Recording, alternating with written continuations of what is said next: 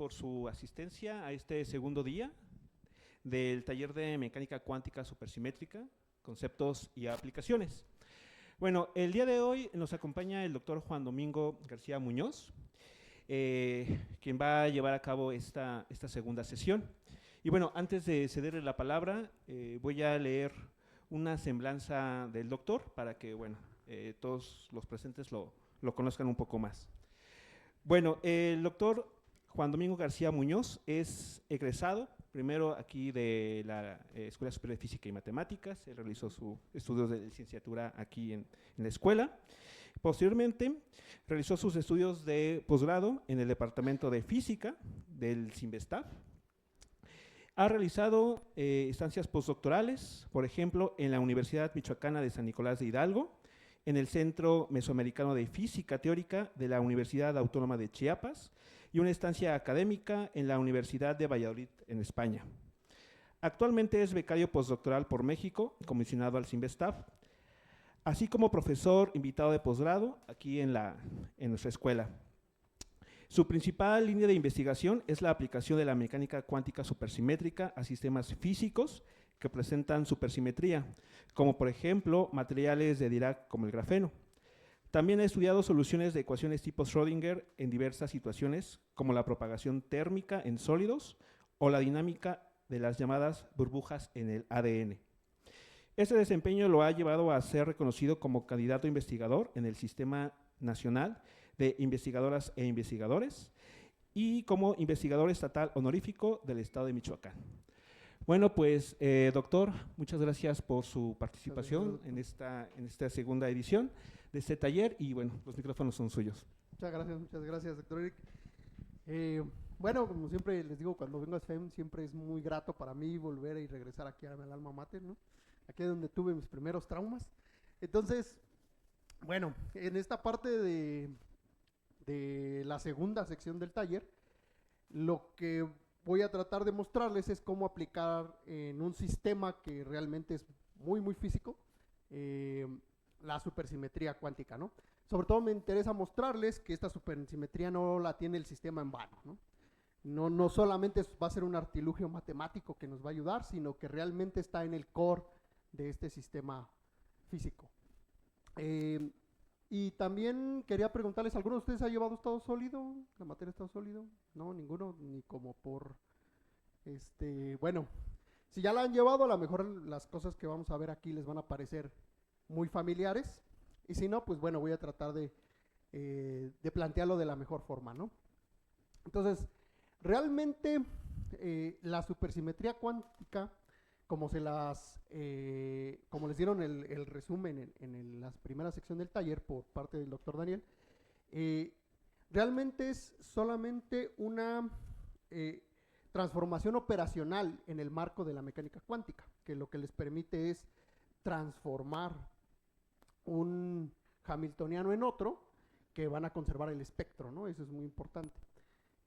Casi todo el espectro, ¿no? Salvo, como pudieron ver, cuando se trata de SUSY de primer orden, pues un nivel de energía, aunque también se puede hacer transformaciones isoespectrales, ¿no? Y en la bicapa de grafeno, en la SUSY de segundo orden, pues bueno, ahí van a tener dos niveles de energía, o si utilizan el confluente, uno solo, ¿no? Hay muchas cosas ahí para trabajar. De lo que yo les voy a hablar, se puede generalizar más que nada, más allá del grafeno, hacia materiales de Dirac. Todos estos materiales son materiales, ahora les llaman materiales cuánticos, ¿no?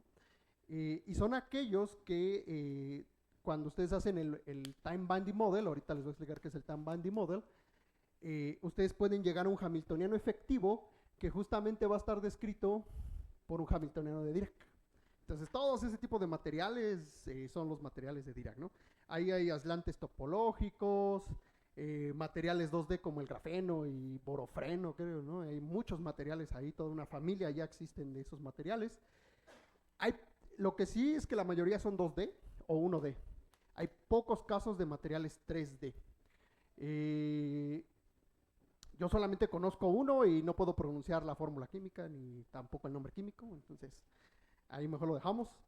Pero solamente conozco un material 3D, no hasta la fecha. que lo revisé la última vez por ahí del 2021, 2022, tal vez ya ahorita para 2025, prácticamente 2026, tal vez ya haya otros materiales 3D, ¿no?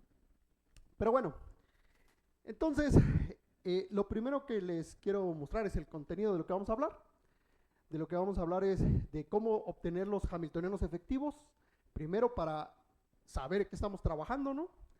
Y después de que ya sepamos de qué estamos trabajando, pues bueno, les voy a hablar de cómo aplicar la supersimetría cuántica para resolver el problema de valores propios, y eso es muy importante, que va a servir solamente en el caso de campos magnéticos, ¿vale? Esta parte. Bien, entonces, también ahí les voy a dar unas notas acerca de qué significa realmente la supersimetría, ¿no? Al menos en estos materiales. Entonces déjenme hablarles primero de la estructura del grafeno. Eso lo que tengo ahí es una caricatura realmente de cómo se ve la estructura de ese material, ¿no? No sé si han escuchado hablar de él. ¿Han escuchado hablar de él, más o menos? ¿Qué edad tienen ustedes? ¿En qué año nacieron? Ah, pues tienen la misma edad del grafeno. El grafeno más o menos lo descubrieron experimentalmente en el 2004. Entonces, bueno, yo no, porque yo estaba en la primaria, creo, en la secundaria, pero fue el material revolución para los físicos en esa época, ¿no? A principios del siglo XX. Decían que iba a hacer maravillas. Hasta la fecha no ha hecho muchas maravillas, pero lo que sí es que es un muy buen laboratorio para hacer física. Eso sí lo es. Tal vez no se han visto muchas aplicaciones por la dificultad que conlleva experimentalmente hacer las capas, esta estructura de un solo átomo de grosor, pero de lo que sí es importante es que para nosotros los físicos teóricos es un laboratorio genial. Incluso si ustedes se van a buscar a la red van a encontrar miles de trabajos acerca de grafeno, y inclusive pueden encontrar trabajos que hacen simulaciones del universo como si fuera la estructura del grafeno, ¿no? Entonces ellos dicen, bueno, ¿qué podemos simular? El espacio-tiempo, porque cuando ustedes tensionan esta cosa se curva y entonces se parece al espacio-tiempo, ¿no? Entonces hay muchos trabajos de mucha índole, con mucha imaginación, que ha hecho la gente alrededor de todo el mundo, y se planta justamente en el grafeno. Y por eso es que justamente va a ser nuestro mejor laboratorio para encontrar una aplicación física a la SUSY QM, la mecánica cuántica supersimétrica, más allá de la física matemática, ¿no? Bueno, ya después de todo ese largo speech, vamos a empezar a hablar ahora sí del material. Miren, esta es la estructura conocidísima del grafeno. Son puros átomos de carbono. Esta es la figura ideal de lo que sería el material. Consideren que estoy tomando solo un trocito de ese material, pero realmente tienen una superficie infinita, ¿no? Ahorita no nos vamos a meter con problemas de si hay límite en la capa o cosas así, porque cambian las condiciones de frontera y sería un problema, ¿no? Ahorita vamos a considerar que es infinita. Y entonces lo que pueden ver es que a pesar de que son puros átomos de carbono, los identifiqué, no sé si se alcance a ver porque no sé qué tanta nitidez tenga esto, pero uno de los átomos es color negro y otro color gris, si se dan cuenta. ¿Por qué los identifiqué? Bueno, porque resulta que si ustedes lo observan con más detenimiento van a ver que hay dos tipos de átomos. A pesar de que todos sean átomos de carbono, debido al arreglo hexagonal en el que están, se pueden identificar dos tipos. Estos que son los átomos A y los otros que son los átomos B. Y lo que pueden ver es que ustedes pueden agarrar este vector, y si lo trasladan, pueden ver que pueden conectar un átomo negro con otro átomo negro. Si agarran pueden conectar este con este, y así sucesivamente. Pero no van a poder conectar los átomos negros con los grises, con estos vectores, que si se dan cuenta son vectores de simetría de la red, porque ustedes pueden ir trasladándose de centro en centro, pueden ir cambiando de molécula en molécula con esos vectores, y esos vectores se conocen como vectores unitarios, ¿vale? Entonces, es por eso que se distinguen, se dice que no son equivalentes y que entonces hay dos redes triangulares en la red de grafeno. Es pura geometría, ¿vale? Sí lo ven, ¿no? Aquí está la red triangular y acá está la otra red triangular. Y a esos vectores se les conoce como los vectores unitarios, De hecho, se les conoce como vectores unitarios primitivos, que no me gusta el nombre a mí, suena muy raro. Entonces, llamamos nada más vectores unitarios, estos A1 y A2. Aquí les escribí cómo se ven esos vectores. Como lo pueden ver, ustedes pueden agarrar el origen donde ustedes quieran, porque hay simetría en la red. Entonces, y como estamos considerando que es infinita, donde ustedes lo quieran poner el origen está bien, porque pueden trasladar y describir el sistema de la misma forma. Entonces, estos son el caso particular donde ustedes pueden plantar el origen en uno de los centros de las moléculas y entonces escribir estos A1 y A2, ¿no? Esa A que está ahí es, si no mal recuerdo, la distancia interatómica, ¿vale? Es decir, la distancia entre cada uno de estos átomos. Es la misma para todos. Y entonces pueden formar algo que se llama, les gusta mucho llamarles así a los que hacen Estados Unidos, celda unitaria. ¿Ok? Es esta que está aquí. Y es como un rombo.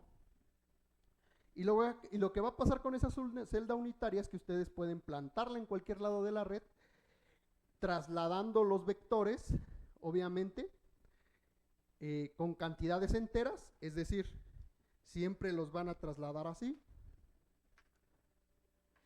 Si van a obtener un vector primado, siempre lo van a estar trasladando con enteros.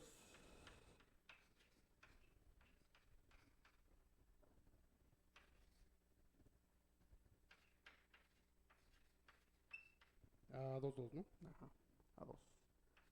Así. Entonces, siempre van a tener dos enteros con los que van a poder trasladar esta celda unitaria a cualquier parte de la red, ¿vale? Por la simetría que tiene. Entonces, si se dan cuenta, siempre que muevan esa red, siempre van a estar dentro de la red dos de esos átomos de la red. Uno de la subred A y otro de la subred B. Y eso es lo que nos gusta de esta celda unitaria, porque nos va a ayudar a describir entonces cómo es la estructura, cómo se comportaría una función de onda en este material. Ahorita vamos a ver cómo poco a poco. Entonces, también les quería platicar un poquito acerca de esta figura que es acá. Ya ahorita ya más o menos entendemos cómo es la estructura del grafeno, ¿no? Y ahora, déjenme puntualizar algo que va hacia la supersimetría cuántica. Siempre que tengan dos pares así, A, B, en una estructura, eso les puede conllevar hacia una simetría. Y en particular para estos materiales va a ser la supersimetría. Pero vamos a ir avanzando poco a poco. Pero siempre que tengan en algún material así A, B, siempre va a tener pegada alguna simetría de esta subred. Entonces, estos delta 1, delta 2, delta 3 son particularmente importantes en la descripción del grafeno. ¿Por qué? Porque son los vectores de los vecinos más cercanos hacia uno de los átomos de carbono, si se dan cuenta.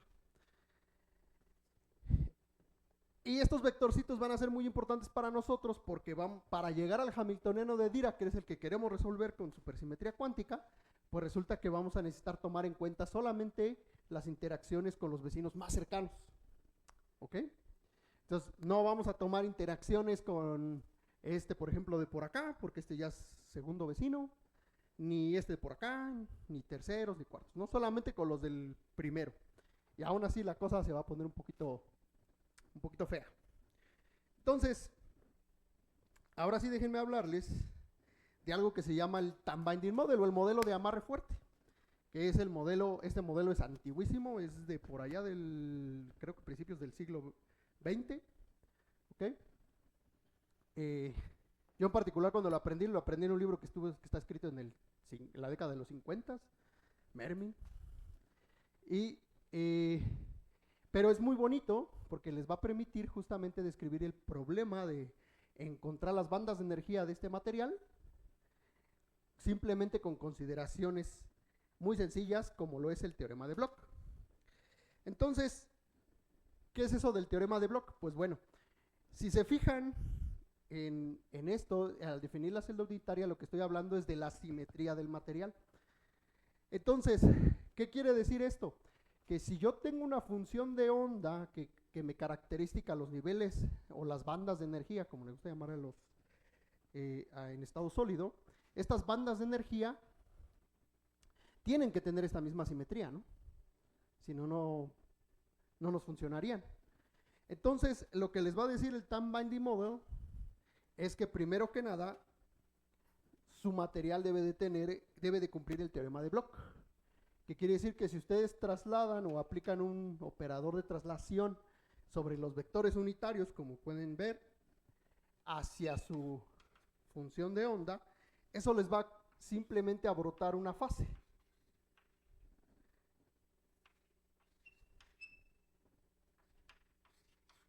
¿Vale? Entonces, eso físicamente, básicamente les dice que queda inalterada la función de onda, ¿no? Ustedes recordarán que para las fases, esas no cambian el comportamiento físico o los resultados cuánticos que puedan ustedes obtener. Muy bien. Entonces, este es el teorema de Bloch.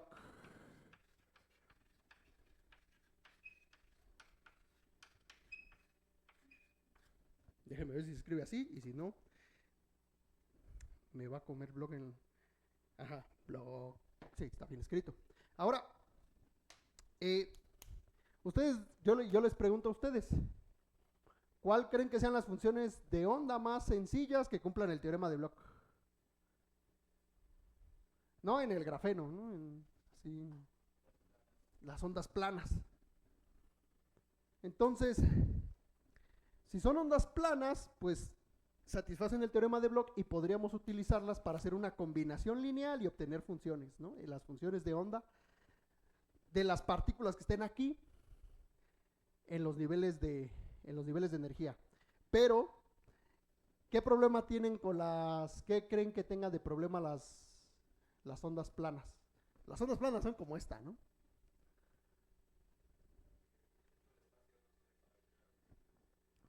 No son de ecuador integrable, pero ¿qué más?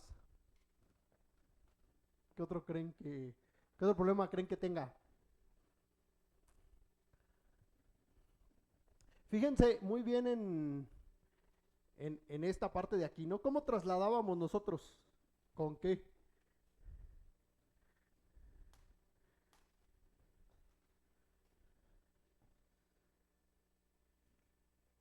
Trasladábamos con números enteros, ¿no?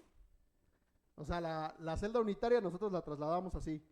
1, 2, 3, 4, 5 pasos, ¿no? Y el problema de las funciones de ondas planas es que están definidas en un continuo. Entonces, ouch, tenemos problemas, ¿no? Bueno, pues el que resolvió eso fue el mismo Bloch, que dijo, no se preocupen, yo les voy a dar unas funciones de onda que van a satisfacer mi teorema y que les van a servir para hacer combinaciones lineales. Entonces, no se peleen. Si ustedes definen unas funciones de onda de esta manera,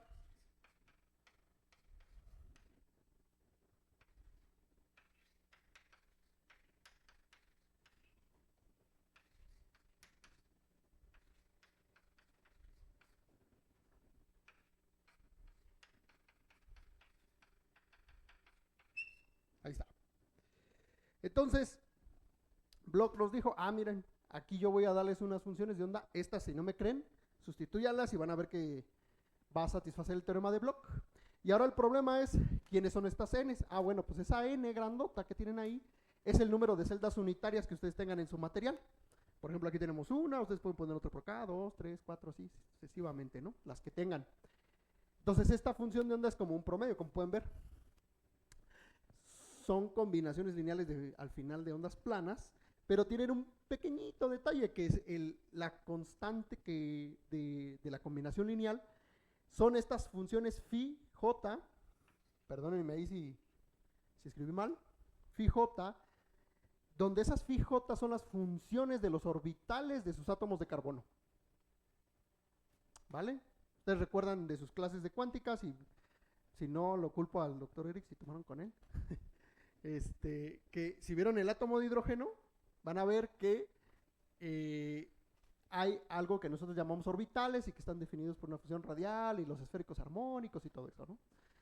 Ok, entonces estas son los orbitales. ¿Alguna vez se han preguntado por qué se llamaban a orbitales y no órbitas? Pues porque no son las órbitas como la de los planetas, ¿no? Por eso les tuvieron que cambiar el nombre y les llamaron orbitales, así son los físicos, no se preocupen. Entonces, esas cosas de ahí son los orbitales, pero del carbono. ¿Ok? Entonces, estas van a responder a cómo es la función de onda de los orbitales de este átomo. Y ahora, ¿qué es este R menos R? Pues bueno, este R minúscula es la posición del átomo donde se están fijando. Por ejemplo, yo digo que aquí está mi origen, yo me fijo en este, por ejemplo, y la R mayúscula es el átomo que está interaccionando con el otro, ¿vale? Entonces, esta diferencia básicamente sería esto, ¿no? Es simple, ¿no? Y voilà, estas funciones de aquí, como se dan cuenta, tienen un número entero en el que se van sumando, y esas nos sirven justamente para respetar la simetría de estos materiales, que se llaman materiales cristalinos, por si se lo preguntan. No solamente son el grafeno, todo el diamante, creo que los metales también, ¿no? Casi todos los sólidos se pueden describir así. Entonces, ¿ahora qué va a pasar? Bueno, lo que sucede ahora es que una vez que nosotros conocemos estas funciones de Bloch, necesitamos hacer combinaciones lineales de esas funciones para realmente describir a la función de onda que se está propagando en este material o que está en los niveles de energía. ¿Vale? Entonces, todavía más aún, vamos a tomar otras. Entonces, recuerden que estas son las funciones de Bloch.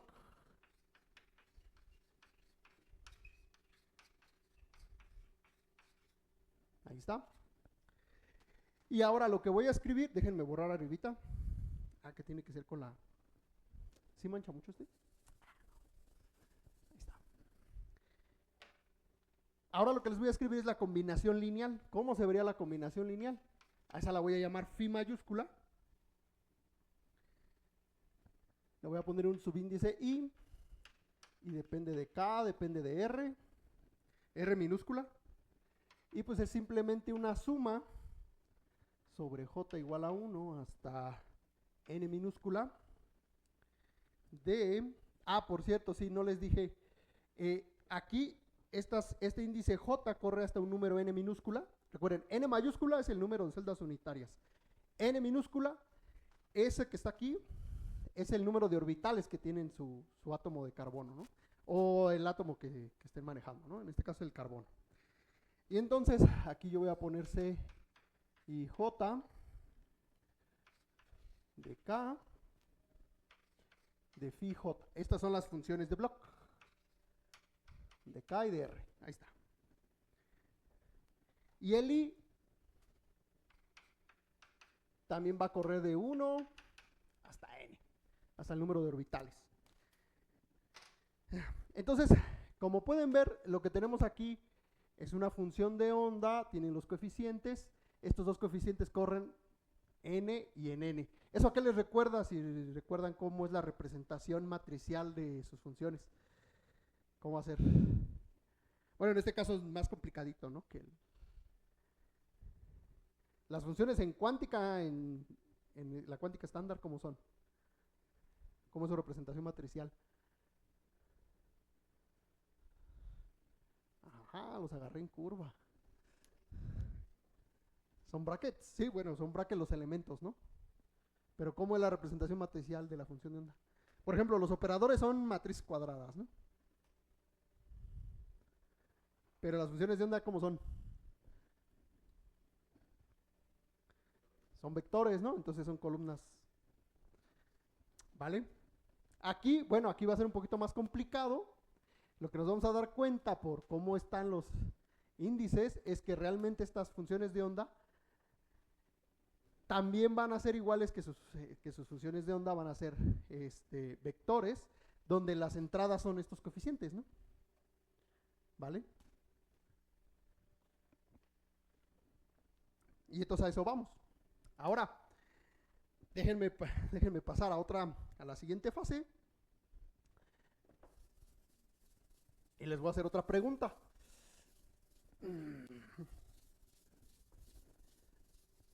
Entonces ya vimos todo esto, ¿no?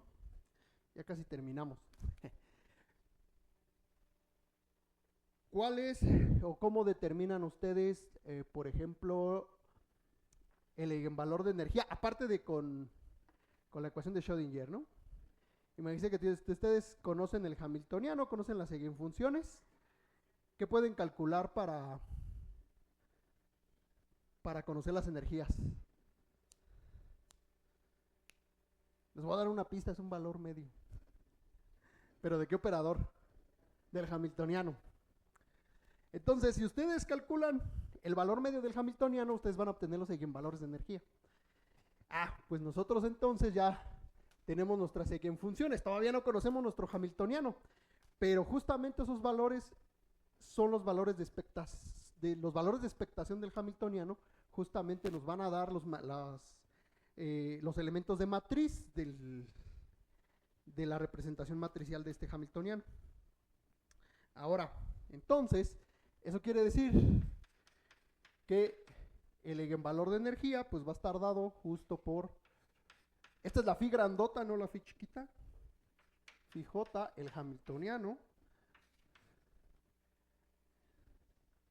phi j, grandota, entre esto que está aquí, ¿no? Listo.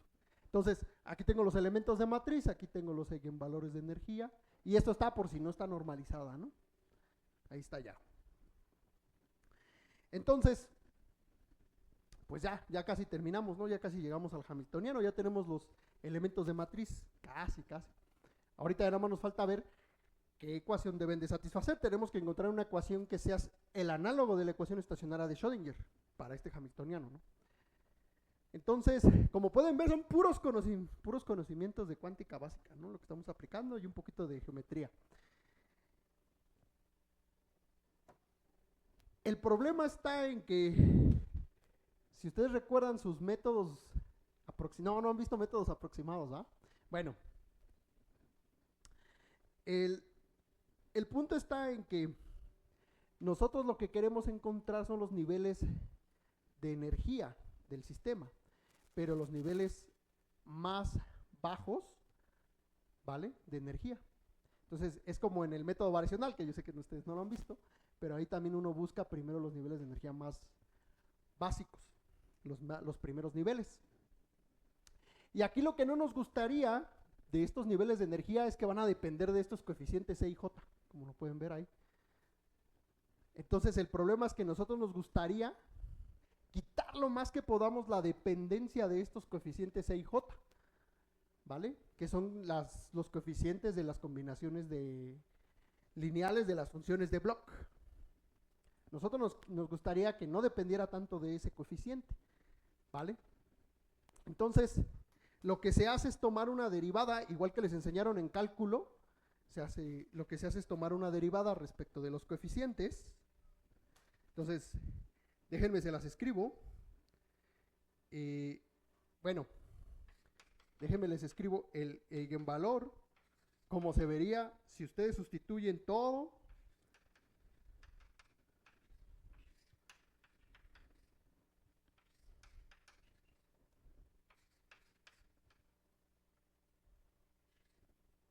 este es L,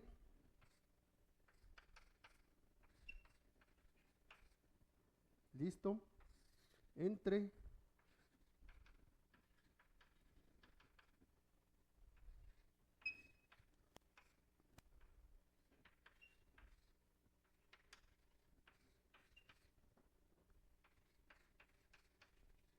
ahí lo tienen. Entonces, lo que hicimos es nada más reescribir EJ en términos, ahora sí, estas sí son las funciones de Bloch. Entonces, como pueden ver, aquí sí se ve explícitamente cómo dependen de los E y J. Y lo que hay que hacer es tomar la derivada parcial de EJ. Sí, cierto, este simbolito significa el complejo conjugado. Entonces, lo único que tienen que tomar es esto que está aquí, la derivada parcial SJL, y básicamente ver qué les va a qué les va a llevar, ¿no? ¿Por qué? Pues igual que como les mencionaba en cálculo, pues cuando ustedes quieren buscar un máximo o un mínimo, pues hacen la derivada igual a 0 y todas esas cosas, ¿no? O sea, aquí es muy similar. Entonces, resulta que si ustedes calculan esta derivada y obviamente la igualan a 0, lo que van a obtener es esta ecuación que está aquí. Ahorita se las escribo. Déjenme borrar a las funciones de onda del material. Recuerden eso de que ambos índices van hasta n, ¿vale? Hasta el número de orbitales de los átomos. Eso nos va a definir justamente la matriz. Quiere decir que su hamiltoniano, este que está aquí, como tiene elementos de matriz justamente en JI, pues es una matriz cuadrada de n por n, ¿vale? Donde ese n es el número de orbitales. Entonces, la ecuación que resulta de hacer esta derivada es lo siguiente. M igual a 1 hasta n de los CJM de los phi LH phi M, y eso es igual al EJ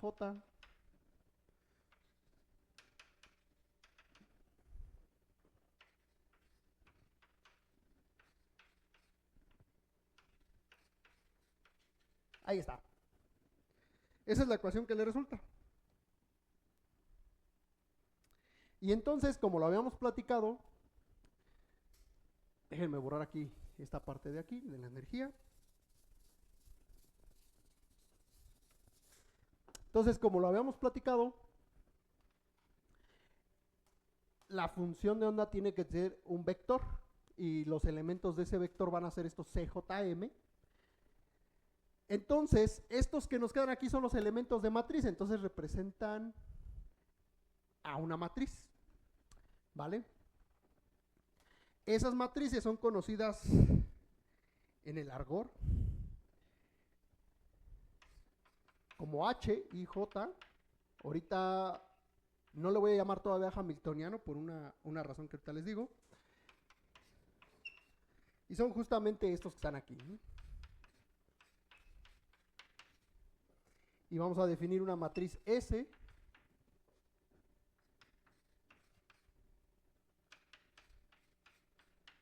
de fijo. Este es I y este es J. Ahí está. Esos que están ahí. Entonces, en estado sólido, estas cosas que están aquí no es la matriz hamiltoniana, se le llama matriz de transferencia, ¿vale? ¿Por qué? Pues básicamente es esto que está aquí, ¿no? Es como transferida de un nivel a otro. Y esta que está aquí es la matriz de overlap, así se conoce, ¿vale? ¿Qué significan esas matrices físicamente? Bueno, esta que está aquí sobre todo lo que les va a decir es cuando hay alguna energía, cuando se traslapen los orbitales de los materiales, ¿vale? Pero no se preocupen porque nosotros vamos a asumir que esta es la matriz identidad. ¿Para qué? Para obtener la siguiente definición. Miren, si ustedes toman estas definiciones de estas matrices, esta cosa que está aquí, esta ecuación, la van a poder escribir en términos matriciales, en vez de esas sumas todas feas. Y entonces, ¿cómo les va a quedar esa ecuación? Pues les va a quedar como H, la matriz de transferencia, menos EJS aplicado a CJ igual a 0. ¿Ok? Esa cosa que está ahí se conoce como, bueno, todavía no, ¿cómo no? Todavía no.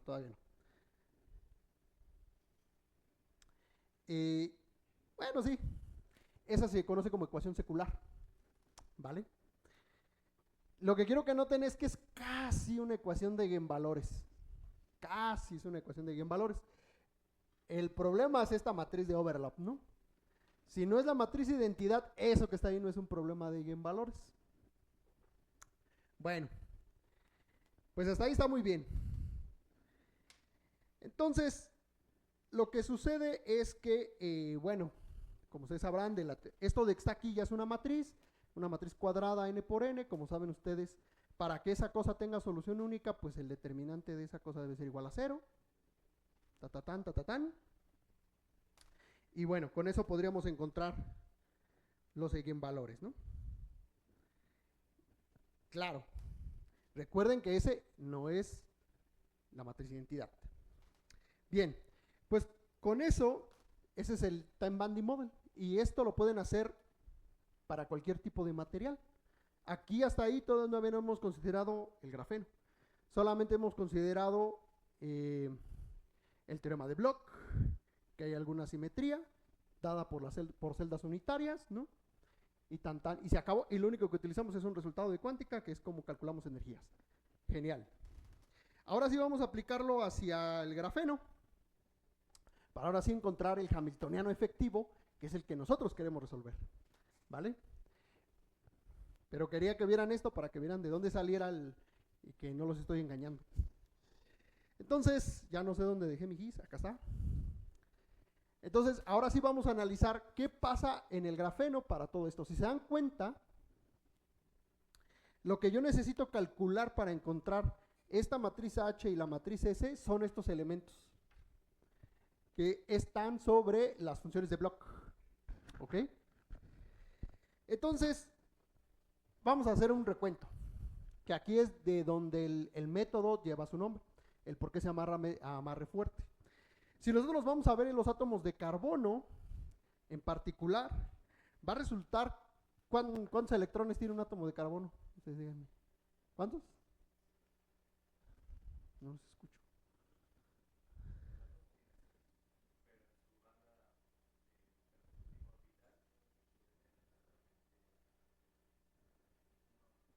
Tiene uno. Los otros hay unos más abajo que se conocen como electrones sigma, pero esos no van aquí. Estos se llaman pi, creo, electrones pi, creo, se llama. Pero bueno, va a tener solamente un electrón en la última banda, y ese es el que nos interesa. Los otros electrones los vamos a considerar que están amarrados al material, porque esos electrones sigma que mencionaba son los que hacen el enlace covalente. O sea, esos están ocupados por acá, agarrando al compañero para que no se vayan. Y entonces nomás le queda uno solo electrón a cada uno de estos átomos, que podría compartir en una red mutua, y que es lo que en los metales produce cuando se elevan a la banda de conducción, es lo que produce las corrientes, ¿no? Entonces aquí nada más hay uno. Quiere decir que, miren, es bien facilito. Por cada átomo tenemos un electrón. Y si tenemos un solo electrón, ¿cuántos orbitales vamos a tener? Pues uno, nada más. Y ya. ¿Vale? Entonces, el n que teníamos ahí arriba, el n minúscula vale 1. Pero,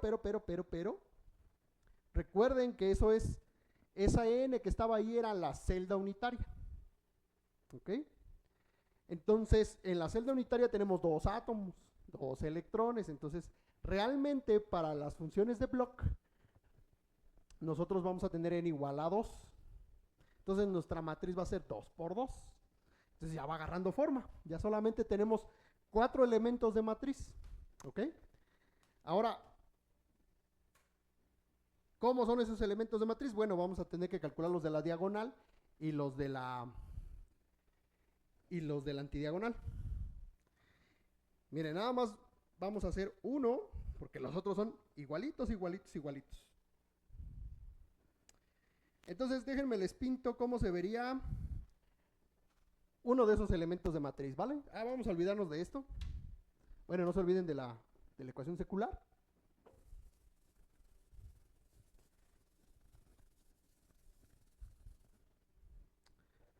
Entonces, lo que voy a pintarles aquí es el elemento de matriz de una antidiagonal, ¿no? ¿Ok? Están interaccionando el A y el B, ¿vale? Entonces ahí son diferentes, es uno de la antidiagonal. ¿Y cómo se vería ese elemento de matriz? Ya sustituyendo las formas de las funciones de Bloch que les di. Bueno, pues se vería así, 1 entre n, la suma de ml igual a 1 hasta n e a la ik punto, aquí le vamos a llamar RLB menos RAM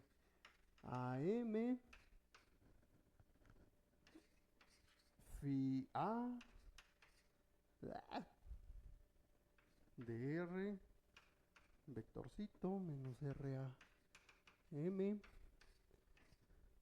el H y el phi B de R menos RB, L. Y ya se cierra. Así se ve. Y aquí es donde van a entrar mucho en juego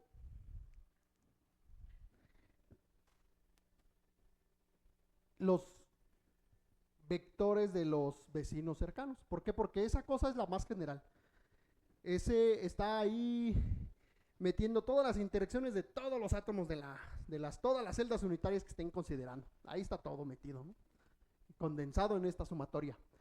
Pero como les había dicho, entonces no se confundan, hay dos aproximaciones. Una de la más fuerte, que estamos considerando que cada es un electrón por átomo, y el otro es esta que se llama la aproximación de vecinos cercanos, que solamente vamos a conocer la interacción, solamente vamos a tomar en cuenta la interacción de los vecinos cercanos al átomo que estemos escogiendo. Entonces quiere decir que esta suma ya no la vamos a hacer hasta, no vamos a tomar los dos índices hasta n, sino uno de ellos se puede tomar solamente hasta 3, considerando justamente esos 3 vecinos cercanos. Y entonces esa cosa se va a reducir, esta de aquí. Esto va a ser aproximadamente 1 entre n, la suma de m igual a 1 hasta n, la suma de L igual a 1 hasta 3, de E a la menos I K punto delta L, porque estamos considerando justamente esos de ahí. Y bueno, aquí van a quedar las phi A de R menos RBL menos la delta L, el H, phi B, R menos RBL. Listo. Sí. Bien.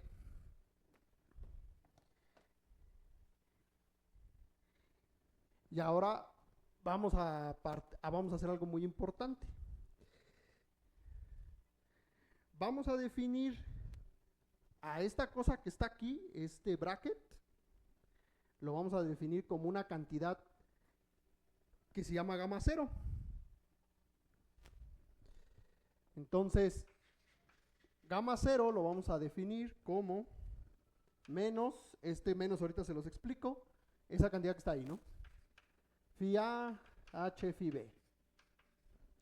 Es esta que está aquí. Solamente es para no escribirla de nuevo toda, ¿no?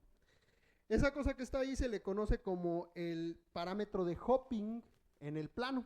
¿Por qué? Porque esto es un plano. ¿Y qué significa esa cosa que está ahí? Pues básicamente es la energía de los enlaces covalentes entre los átomos, ¿vale? Entonces eso lo pueden medir experimentalmente o calcularlo numéricamente con algún programa. Y tienen ciertos valores muy bien reportados en la literatura, ¿vale? Entonces, todo va a ser igual para los tres átomos, porque si se dan cuenta tiene la simetría los tres.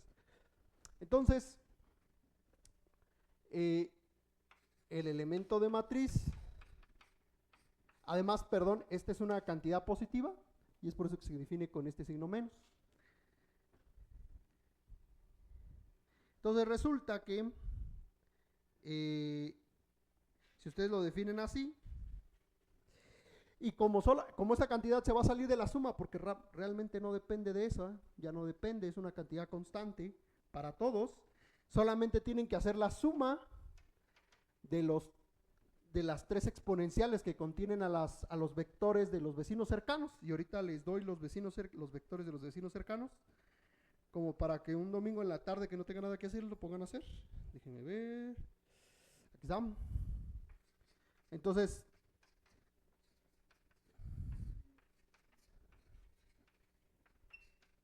esto es así.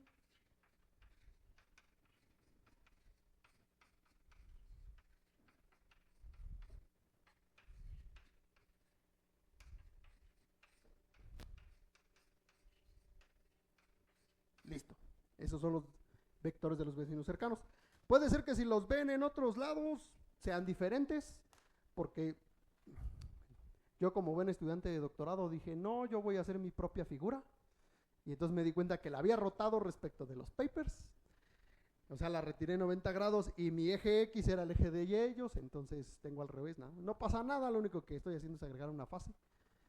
Y ahorita lo van a ver en el hamiltoniano, ¿no? Pero es lo mismo, se escribe igual. Y bueno, con eso pueden hacer una sumita, entonces, esta sumita de los tres, esta que va hasta aquí, de los tres deltas, ¿no? Y lo que van a poder hacer es definir una función h.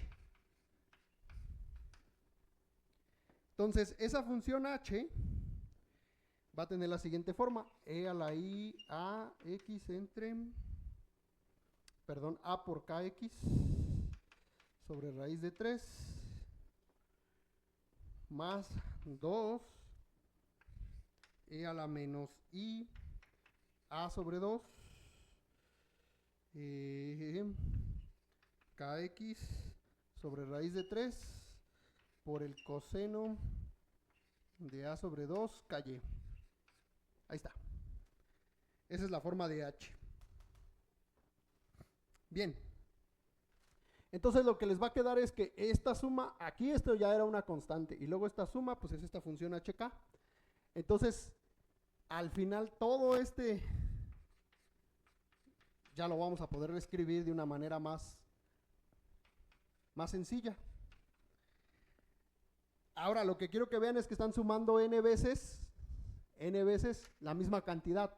Entonces ¿cuánto les va a salir? Pues n veces la cantidad, ¿no?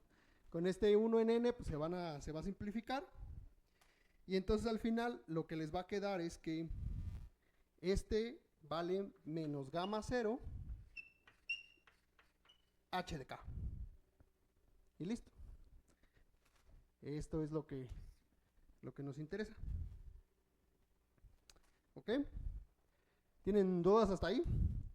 De todo lo que hemos visto. ¿Sí queda claro? Entonces ya sacamos un elemento de matriz, ¿no? ¿Cómo se hacen los otros elementos? Igualitos, se toma la de los vecinos cercanos, se suma.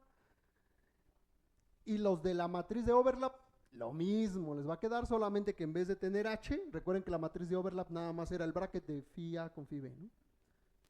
Entonces, una vez que ustedes calculen todo eso, los 4 elementos de matriz así, ya van a obtener cómo se ve la matriz de transferencia y la matriz de overlap para el grafeno. Entonces, la matriz H se va a ver como, aquí definen la interacción, cuando hagan el calculito de la suma van a dar cuenta de que es igual a una cantidad de epsilon A, que es el equivalente a gamma, a este, pero con AA o BB, ¿ok?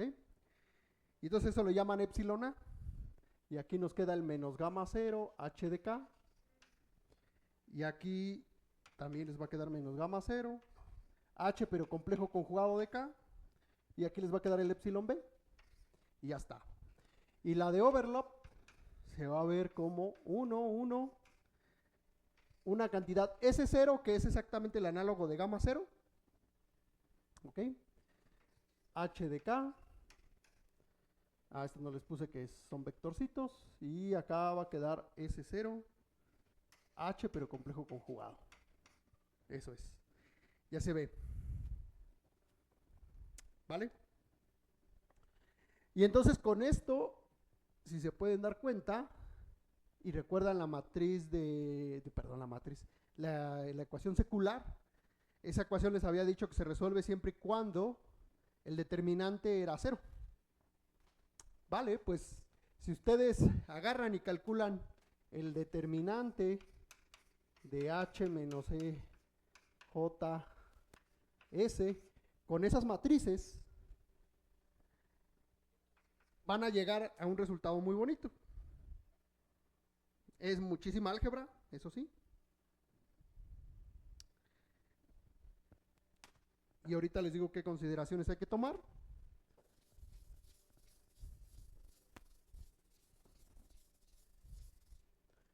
Entonces, a lo que van a llegar es que la solución de esta matriz, que el determinante es 0, es que van a tener dos energías, claro porque es una matriz cuadrada, 2 por 2,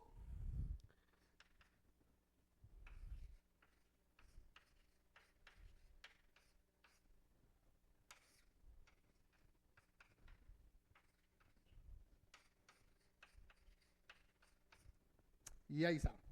Esos son los que van a obtener, esos son los eigenvalores que van a obtener cuando consideren que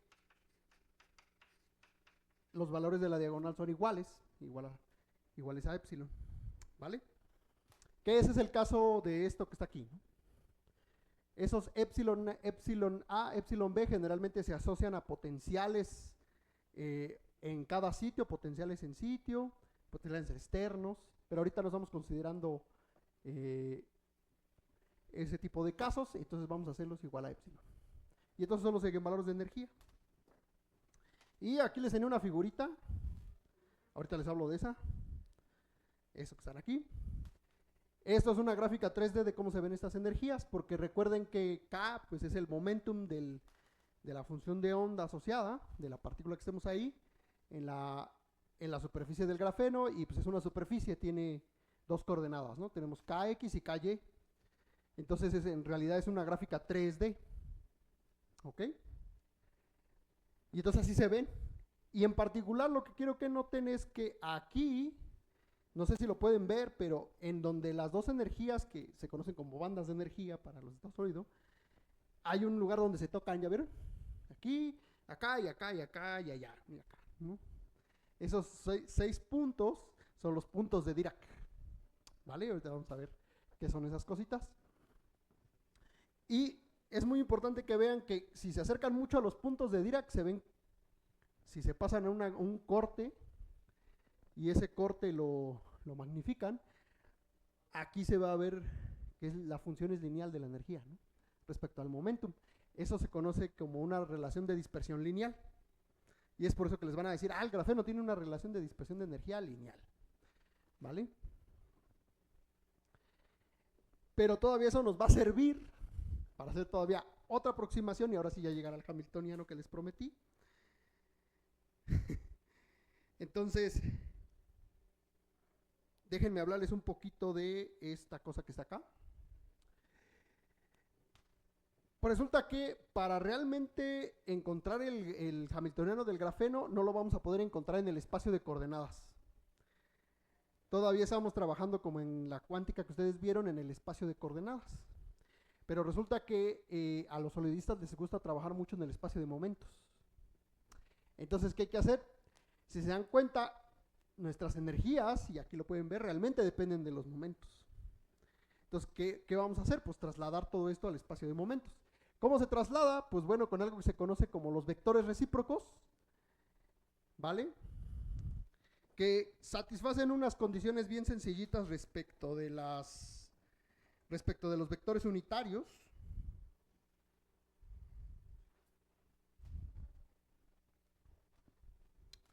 Y entonces déjenme escribir por aquí cuáles son esas condiciones.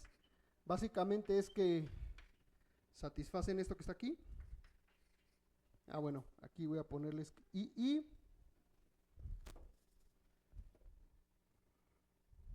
es 2pi y A I punto BJ es igual a 0, ¿vale? Esas son las dos condiciones que satisfacen los vectores recíprocos. Entonces, si conocen los vectores A, pueden conocer a los vectores B. En este caso del grafeno, B1 es 2pi entre A por 1 en raíz de 3,1 y B2 es 2pi entre A por 1 en raíz de 3, menos 1. Y entonces podemos trasladar todo ya hacia estos vectores, hacia este espacio recíproco, conociendo sus vectores. Y van a poder construir algo que se llama la zona de Briollán, que es este hexágono que está aquí. Y la gran curiosidad es que para el grafeno, al igual que en el espacio de coordenadas es un hexágono, en el espacio de recíproco o en el espacio de momentos, también es la zona de Brouillard, es un hexágono. Y bueno, ahí pueden ver algunos puntos especiales de simetría, como es este gamma. También a los solidistas les gusta definir el punto un punto M, que no lo vamos a hablar. Y los dos vectores de Dirac, que si recuerdan son esos puntos donde las energías se tocan. Son esos que están aquí. Y resulta que, miren, al igual que con la celda unitaria, ¿se acuerdan que los AST hacían que se tocaran los átomos de carbono? Estos Bs lo que hacen es que trasladan un punto de Dirac en otro.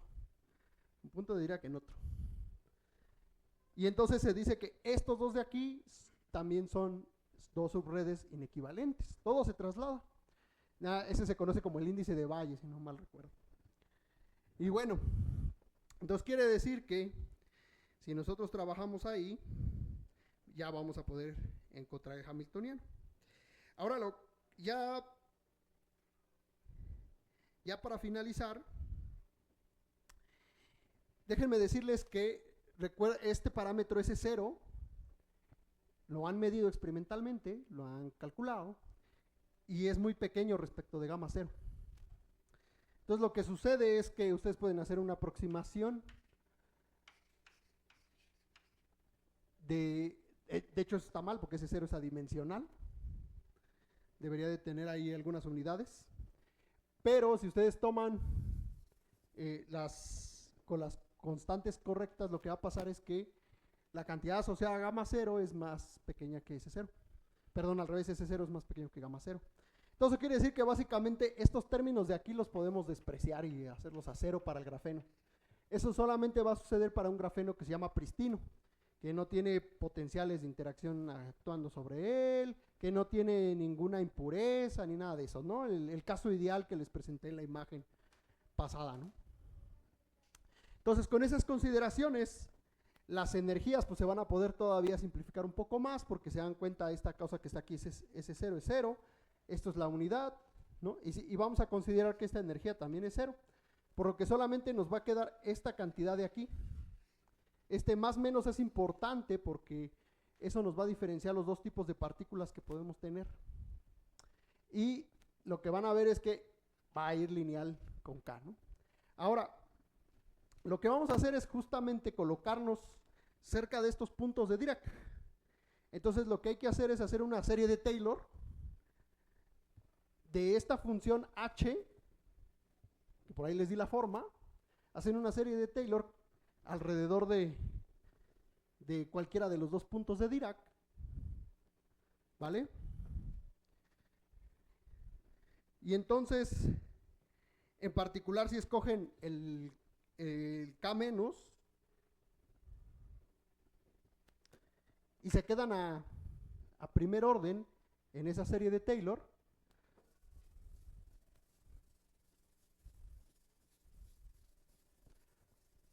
lo que van a encontrar es lo siguiente. Déjenme borrar todo porque bueno, ya por fin llegamos lo que van a encontrar es que su H de K va a ser aproximadamente raíz de 3A sobre 2 por una I por el KX menos el K. Bueno, estos no son vectores. El K menos X, esta es la posición del punto de Dirac, más el KY menos el K menos Y, ¿vale? Que básicamente ustedes lo pueden resumir así. Sobre 2H barra PX menos IPY. Donde esos P's, el operador de momento, pues básicamente se va a definir como H barra K menos el K menos, ¿no? Entonces están considerando un momentum muy cerca, porque están haciendo una serie de Taylor muy cerca de aquí. Entonces lo que van a ver es esta dispersión lineal, como se puede ver aquí, ¿no? Va como P, que va como K. Y bien, entonces, bueno, eso de ahí ya se puede reescribir fácilmente. Como pueden ver, tiene el operador PX y el operador PY, ¿ok? Entonces Entonces eso lo pueden llamar simplemente un operador pi, y esa es la conocidísima, la siguiente va a ser la conocidísima forma del hamiltoniano de la monocapa de grafeno, que es 0 menos IB0 pi IB0 pi daga 0, ¿vale? Donde este B0 es básicamente raíz de 3 gamma 0 a sobre 2h barra, ¿vale? Y ya está. Y esta es la fase que les había dicho que sale debido a que yo tomé al revés como usualmente toman X y Y, ¿no? Lo roté, entonces pueden hacer una transformación unitaria y borrarlo, no hay ningún problema, es simplemente fases y ya está. Y ese de ahí es el que van a encontrar, obviamente se factoriza B0, y este es el conocidísimo hamiltoniano de el grafeno, ¿vale? Efectivo. Entonces ya llegamos a donde queremos trabajar. Y bueno, las energías de este grafeno las van a poder ver como más menos B0, la norma del momentum. Y ahora sí, nada más, lo que quiero que vean es que este modelo tiene un límite, ¿vale? Que básicamente es eso va a ser muy importante porque ahorita que le metamos el campo magnético para aplicarle la SUSY, pues tenemos que respetar esto. Y es que la cantidad de momento que pueden tener nuestras partículas debe de satisfacer esto. Que esto sea pequeño, ¿vale? Entonces en la literatura también van a encontrar discusiones acerca de si este hamiltoniano efectivo es realmente bueno o no, ¿no? Justamente por esta cosa de aquí. Y bueno, por fin acabamos y dedujimos el hamiltoniano del grafeno. Ahí está.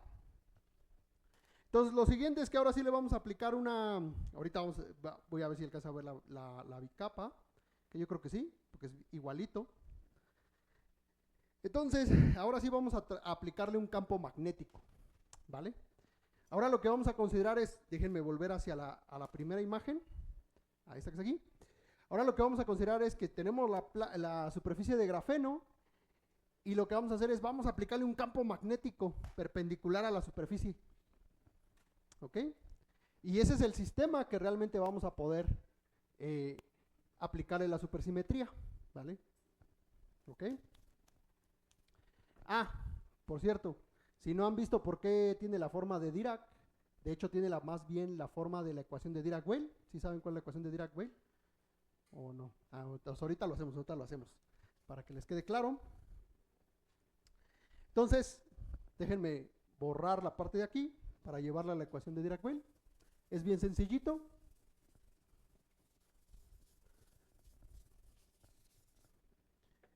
Entonces, el hamiltoniano que teníamos era B0, básicamente 0, 0, pi y pi daga, donde pi es px menos ipy. Ahí está. Bueno, ¿alguien de ustedes conoce las matrices de Pauli? ¿Sí? ¿Sí? ¿Cómo es sigma x? Pensé que sí la conocían. Pues básicamente es una matriz antidiagonal, ¿no? ¿Y sigma y?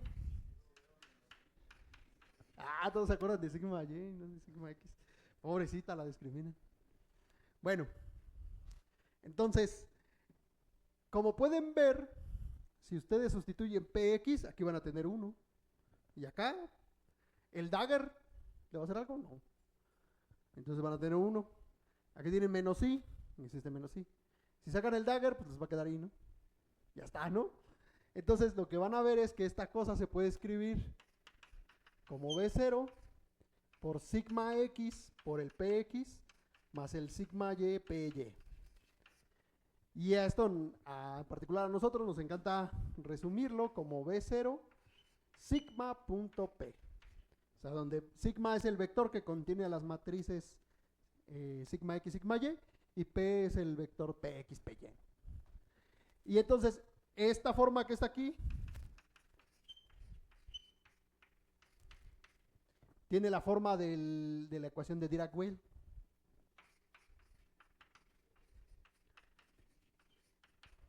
¿Sí topan la ecuación de Dirac? La ecuación del amor, ¿la conocen también? Ay, ya voy como si la conocen, nada más que se hacen. Bueno, pues esa tiene alfas, que son las matrices alfa, que son 4×4, que contienen el antidiagonal o en la diagonal, dependiendo de la representación, a las matrices sigma. ¿Vale? Estas son las matrices de Pauli. Entonces, cuando ustedes consideran que en un problema no tienen una partícula sin masa, la ecuación el término de masa se puede borrar de la ecuación de Dirac y lo que te queda son las puras matrices de alfa, que por bloques van a ser justamente esta que está aquí, este bloque 2×2 en la antidiagonal, pues se conoce como Dirac-Weil, ¿vale? Bien, pues esta es la ecuación que vamos a resolver. Ahora, si le aplicamos un campo magnético que sea perpendicular a la superficie del grafeno, ya llevaron electromagnetismo, ¿verdad? ¿Sí? Vale. ¿Ya vieron partículas cargadas en campos electromagnéticos? ¿Sí? ¿Más o menos, más o menos? ¿Me pueden decir cómo se acopla al lagrangiano o al hamiltoniano de una partícula cargada que está interaccionando con un campo magnético? ¿Con qué regla?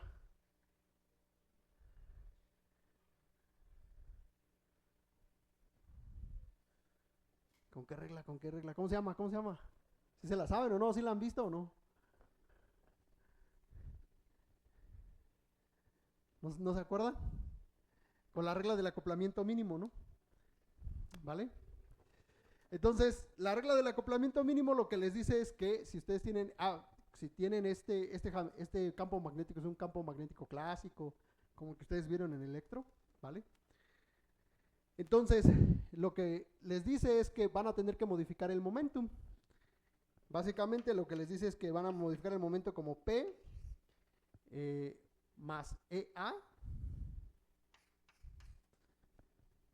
donde A es el vector el potencial vectorial de ese campo magnético, ¿no? Nada más déjenme ver si es más o menos, nunca me acuerdo bien si es porque depende, ¿no? De cómo definan la carga. Creo que es menos cuando no define nada. Y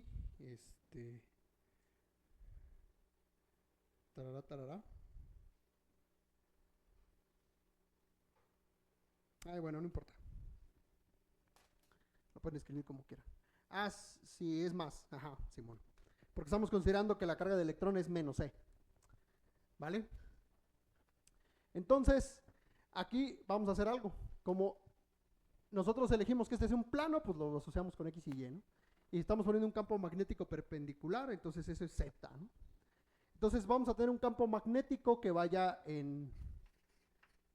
con alguna magnitud que vaya en Z, ¿no? Con alguna fuerza. Entonces, en particular, nos interesa ponerlo en una gauge, en una norma, que se conoce como la gauge de Landau. ¿Por qué? Porque lo que vamos a hacer es, como va en Z, si recuerdan de sus clases de electro, el campo magnético es el rotacional de su potencial vectorial. Entonces, como este va en Z, las coordenadas que nos interesan es la X y la Y del potencial vectorial. Entonces, como no nos interesa tener dos al mismo tiempo, por simplicidad vamos a tomar una, que es la que va justamente en la dirección Y. Y la vamos a hacer que dependa solamente de la posición X en general, ¿no?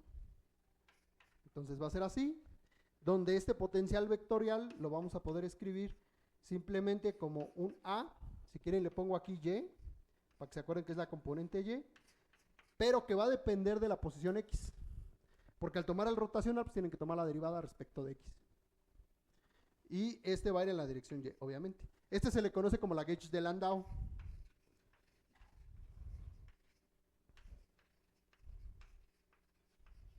Es muy buena cuando ustedes quieren conocer las energías, los eigenvalores de energía del grafeno, pero si quieren hacer un estudio más de la dinámica, no es muy buena. Para eso tendrían que tomar una gauge simétrica, ¿vale? Que considere ambas componentes. Bueno, como nuestro potencial vectorial solamente va en Y, entonces eso quiere decir que solamente vamos a hacer una modificación en uno solo de las componentes del momentum, en la Y, justamente, ¿vale? Y entonces, eso quiere decir que nuestro hamiltoniano, ya con el acoplamiento del campo magnético, se va a ver de la siguiente forma.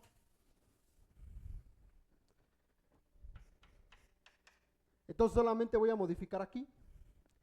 Lo voy a escribir ya teniendo en cuenta la...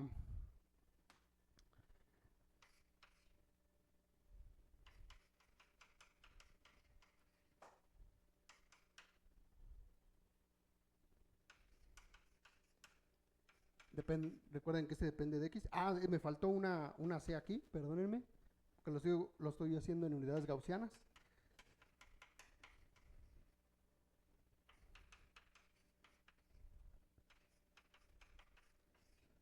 Y ya está, ¿no? Entonces ahí ya está desglosadito. Ahora, pues, lo único que nos falta ya para ahora sí encontrar nuestro sistema supersimétrico es ¿cómo se ve el momento en mecánica cuántica? Como un operador, pero ¿qué operador es, no? Derivada, ¿no? Entonces recuerden que su momento, exacto, se va a ver como menos IH barra, la parcial respecto de J, ¿no? De J puede ser X o Y. Y entonces, si ustedes sustituyen en el hamiltoniano se va a ver de la siguiente forma. Déjenme seguir borrando.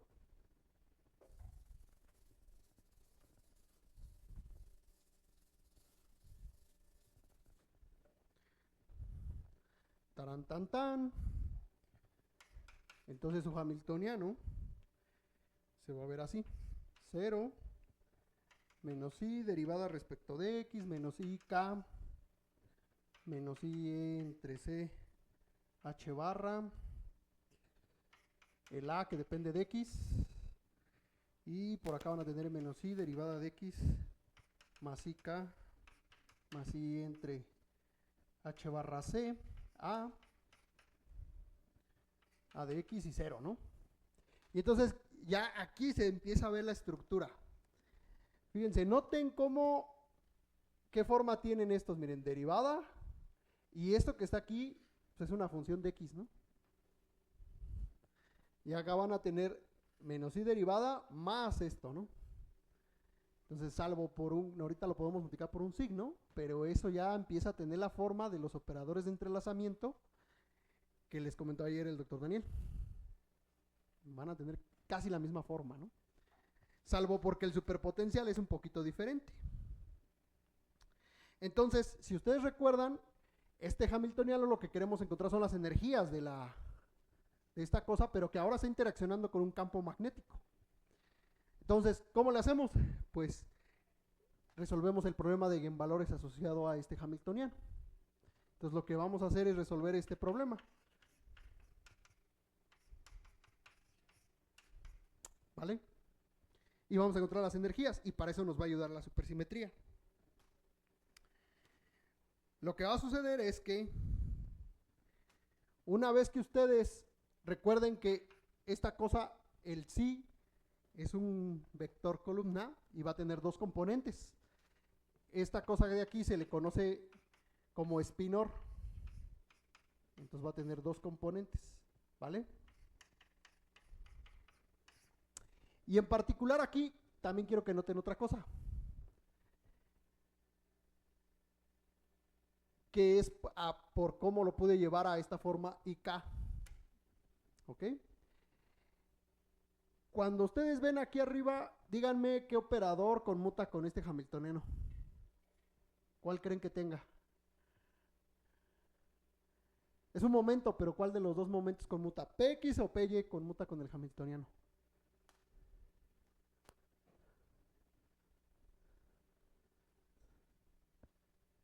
¿Cuál creen que conmute? No, porque si haces px, aquí tienes una función de x, ¿no? Acuérdense de sus cuercecitas de cuántica. Es py el que conmuta, ¿no?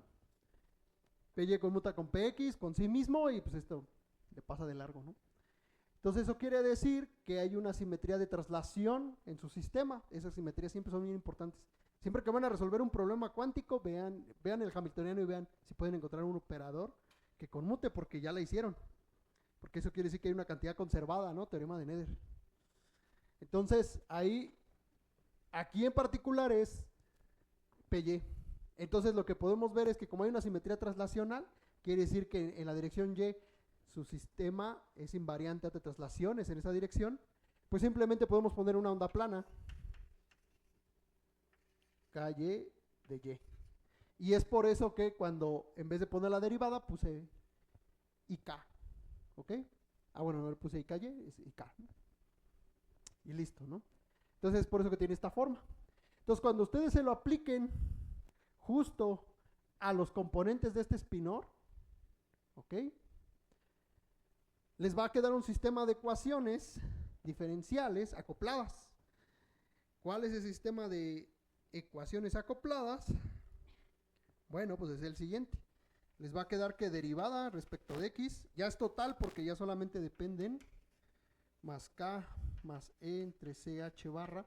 Aquí me faltaron unidades, perdónenme. Esta es h barra b0 igual a eso. Y el sistema les va a quedar así. Aplicado a si 0 o así menos.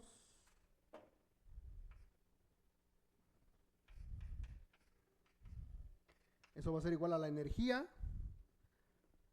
por la psi más. Y aquí les va a quedar el menos derivada más k más entre ch barra psi más de x igual a la energía por el psi menos. ¿Ya vieron ese sistema? ¿Se acuerdan del sistema que ayer les pintó el Doc Daniel? Era igualitito a ese. Era el mismito. Solamente que aquí el que está jugando el papel del superpotencial es esa cantidad. Perdón, aquí debe de ir el A. Ahí está, ¿no? El potencial vectorial. Eso quiere decir que el superpotencial es el potencial vectorial del campo magnético que están usando, ¿no? Y entonces ya le pueden aplicar toda la maquinaria de la supersimetría que vieron ayer y que si no pueden ver en los videos que les mandaron por correo, le pueden aplicar toda esa maquinaria y van a poder encontrar. Recuerden que estos operadores factorizaban a dos hamiltonianos, pueden encontrar esos hamiltonianos, o en particular pueden encontrar sus potenciales, ¿vale? Bueno. Entonces, si encuentran esos potenciales, van a poder encontrar casos en los que pueden resolver esos potenciales. Y si encuentran esos potenciales, van a poder encontrar la energía. Nada más noten algo. Este sistema, que es el sistema en el que como se transformaban en la supersimetría de una de las eigenfunciones hacia la otra, está acoplado. Entonces cuando desacoplen, van a tener que multiplicar aquí por la energía. Entonces va a quedar la energía al cuadrado, ¿vale? Cuando ustedes multipliquen por aquí, aquí les va a quedar energía cuadrada. Como la energía es una constante, la pueden conmutar con este operador y van a tener energía por sí menos, que saben cuánto vale, que es este operador por sí más, ¿no? Y así pueden encontrar los hamiltonianos que factorizan esos operadores de entrelazamiento. Y miren, para no marearlos tanto, vamos a ver unos casos particulares, ¿vale? Para que no sea tanto estrés. Déjenme mantener nada más el de allá. Es que es ahí. Recuerden también que las cosas que son físicas son la energía y el espinor, en este caso, ¿vale? O sea, lo que queremos encontrar es el espinor, porque ese es el que realmente nos da la densidad y probabilidad. No, las componentes por separado no, ¿vale? Porque eso es un error muy común, no, o sea, es el espinor. Bueno, entonces, ¿cuál es el primer caso que vamos a ver? Justamente el que está ahí en el título es el campo constante, ¿vale? ¿Cómo vamos a definir entonces mi campo? Pues simplemente como una cantidad B0 constante y que vaya en esa A, en la dirección Z, ¿no? ¿Cómo va a ser el potencial vectorial en la Getch de Landau? Pues va a ser simplemente B0 por X, ¿no? Recuerden que es el rotacional, es decir, la derivada en la dirección Y. Y aquí lo bonito, el superpotencial es directamente esta cantidad B0X, ¿no? La sustituyen acá, ya tienen su superpotencial. Y entonces ya pueden conocer también los potenciales, la forma de los potenciales con los que quieren trabajar. Entonces déjenme, se las escribo para no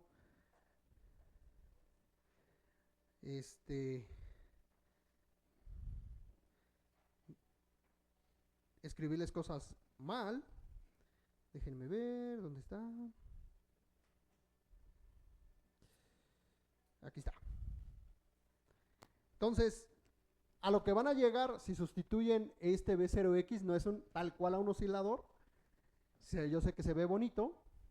Esas gráficas las saqué de esta referencia que está aquí arriba. Van a llegar más bien a un oscilador armónico que está desplazado. Entonces, ¿cuáles van a ser los potenciales que pueden ustedes obtener de aquí? Pues van a obtener un B menos, que va a ser omega sobre 4 por X. No, este es el del... Bueno, sí, Shaping Variant Potentials. Pero este es el de la SUSY de segundo orden. Bueno, no importa, es exactamente el mismo. Va a obtener este que es omega cuadrada sobre 4, X más 2 omega sobre 2K sobre omega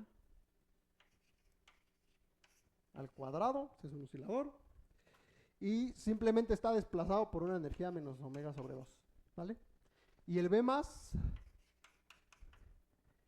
va a ser bien bonito porque es algo que se conoce como invariantes de forma. Si se dan cuenta aquí en la gráfica, es el oscilador, ese B menos es ese que está por acá abajo, y el que está arriba, aquí la notación es diferente, B menos es el B2, si no mal recuerdo, y el B1 es el B más, y el que está por arriba va a ser el B más, ¿vale? Entonces lo único que pasa es que se desplaza por una energía omega. Entonces, si no me recuerdo, es omega sobre 2. Ya está, ¿no? Y les van a dar esos osciladores que están ahí. Y miren la gráfica de al lado es la energía. ¿Cuál es la energía de un oscilador? H barra omega por n más un medio, ¿no? Ahora, lo que quiero que noten es que si ustedes sustituyen en la ecuación de Dirac, aquí como está el sistema de ecuaciones, no hay un 2. Y si se dan cuenta, el oscilador está desplazado menos omega, ¿no? Aquí estamos tomando H barra igual a 1. Entonces eso quiere decir que está desplazada la energía, de tal manera que 1 tiene 0. Entonces la cuenta empieza desde 0. La energía del estado base para este oscilador en particular es 0. Y luego es omega, y luego es 2 omega, y luego 3 omega. Por eso es que el Doc Daniel les había puesto así, porque esa es la manera natural en la que sale en el grafeno. Entonces recuerden que las energías van a ser sin H barra, simplemente va a ser omega por n, ¿no?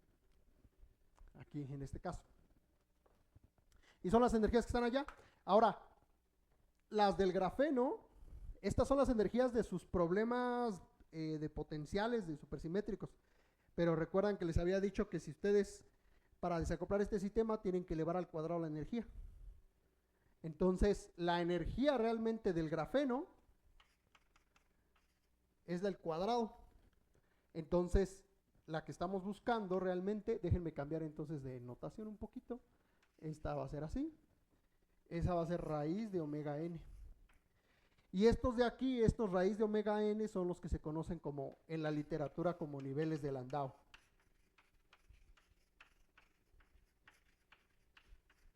¿Vale? Muy bien.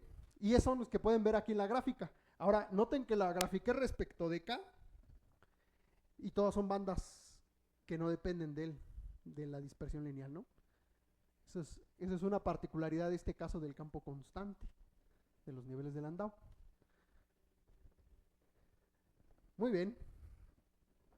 Y en la otra, bueno, lo que les muestro ahí es cómo se vería si ustedes conocen cuáles son las eigenfunciones de un oscilador, ¿no? Son los polinomios de Hermite por una gaussiana, ¿no?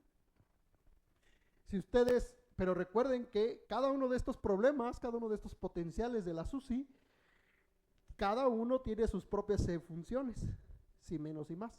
El espinor es el vector compuesto por ambas eigenfunciones. Y lo que tienen que hacer para obtener la densidad de probabilidad de ese espinor, si no han visto en Dirac cómo es esto, entonces tienen la I más, tienen la I menos, y estaban multiplicadas ambas por una E a la IKY, ¿vale? Entonces lo que tienen que sacar es el dagger de esa cosa, que lo que significa es que lo voltean, ahora es un renglón, entonces ahora es I más complejo conjugado, que lo estábamos representando por barra, coma I menos barra, ¿vale? Y tienen que multiplicar estas dos, y pues acá les va a quedar E a la menos IKY, ¿no? Entonces esta fase no importa, y esto les va a dar la densidad de probabilidad, que es realmente es la suma de los cuadrados de las densidades de cada una de estas, ¿no? Y esas son las que están representadas aquí. ¿Ok? ¿Vale? Esto que está acá es la corriente de probabilidad. ¿No se la recuerdan de la ecuación de continuidad que les dieron en cuántica? Esta corriente lo que les va a decir es en qué sentido tiene preferencia las partículas hacia a dónde avanzar. Si es negativa, pues a la izquierda. Si es positiva, a la derecha, ¿vale? Y esto les va a dar en qué posición, cuál es la probabilidad en qué posición. El azul es el estado base y los demás son los primeros estados excitados, solamente que no recuerdo cuál es cuál. Entonces, vean cómo es totalmente diferente a las normales, ¿no? Tiene una muy diferente. Estos estoy seguro que tienen unidades de Armstrongs por el desplazamiento, por la distancia interatómica, ¿no? La distancia interatómica está en Armstrongs. Ahora, algo muy importante es, ok, hay que conformarlo con dos, ¿vale? Pero recuerdan algo muy importante que les dijo el Doc Daniel de la supersimetría, y era que cuando ustedes hacen la transformación, uno de los potenciales tiene un nivel más. ¿Sí se acuerdan de eso? ¿Y qué le pasaba entonces al otro? ¿A qué correspondía, no? Tenían uno con un nivel más, pero la función de onda que correspondería a la energía de ese nivel, ¿qué le pasaba? ¿Era o no era cuadrado integrable? Sí entraron ayer, ¿va? Al taller.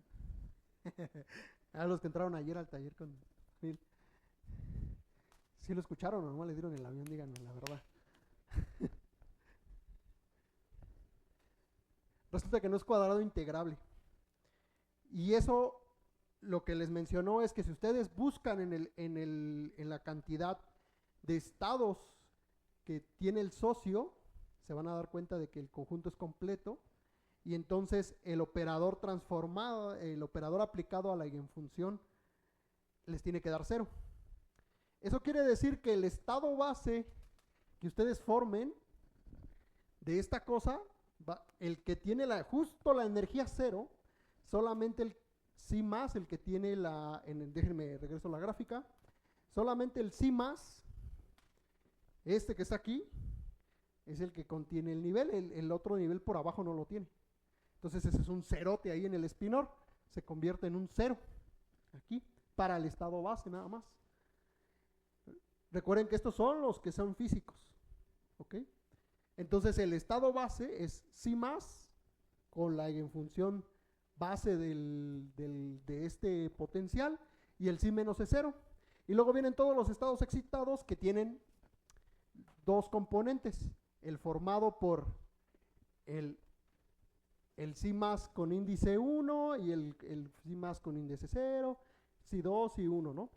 No sé si recuerdan que les dijo que tenían esa diferencia en los niveles. Y así es que como se conforman estos espinores del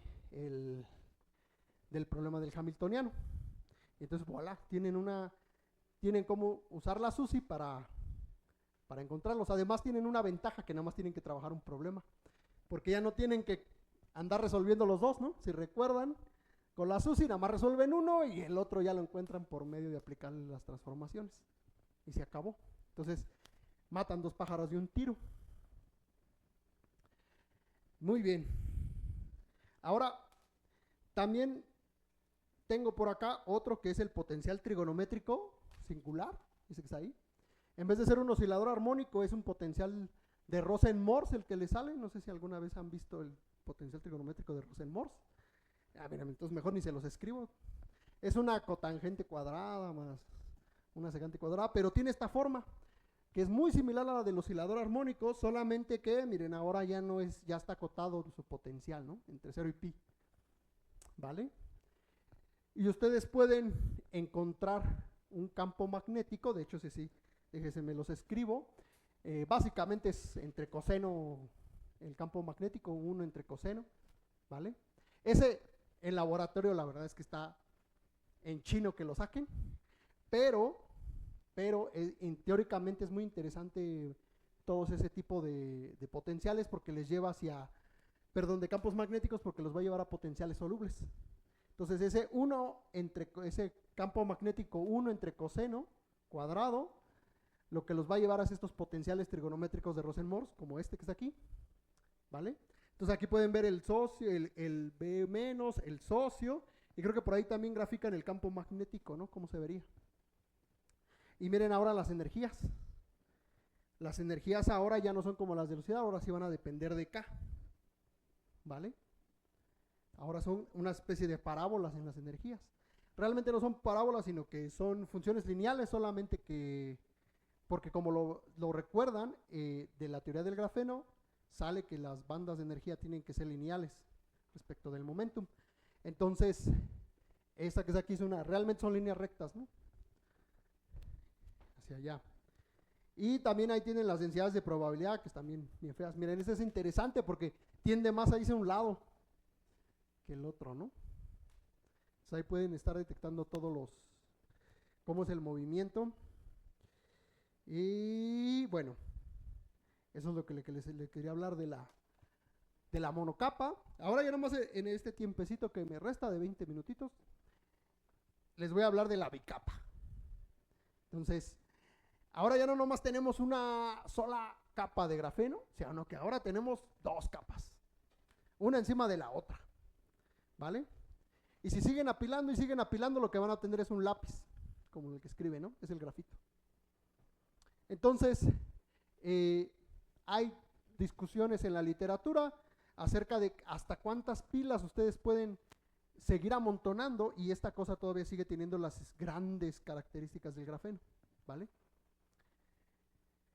Pero nosotros nos vamos a quedar con dos, porque es la que conecta con la SUSY de segundo orden, y en realidad así se pueden seguir. Si hacen 3 capas, esa conecta con SUSY de tercer orden y así sucesivamente, ¿vale? Entonces aquí lo que quiero que vean es que aumenta la complejidad del sistema.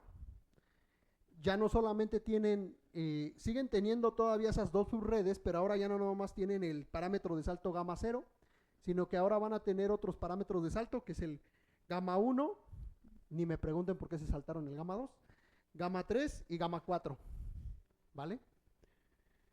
¿Qué son? Básicamente les dan las energías de interacción entre los átomos en diferente orden. Por ejemplo, este ya habíamos visto que es el in plane, ¿no? Es el del plano. El gamma 1 es justamente estos que están uno arriba del otro. Ese acomodamiento que tiene la bicapa de grafeno se conoce como el Bernal staking, y es la manera en que naturalmente se acomoda, así le gusta estar. De tal manera que uno de sus átomos de carbono de la capa de arriba siempre esté arriba del uno de los átomos de carbono de la de abajo. bien interesante. Entonces, esta energía de interacción es gamma 1.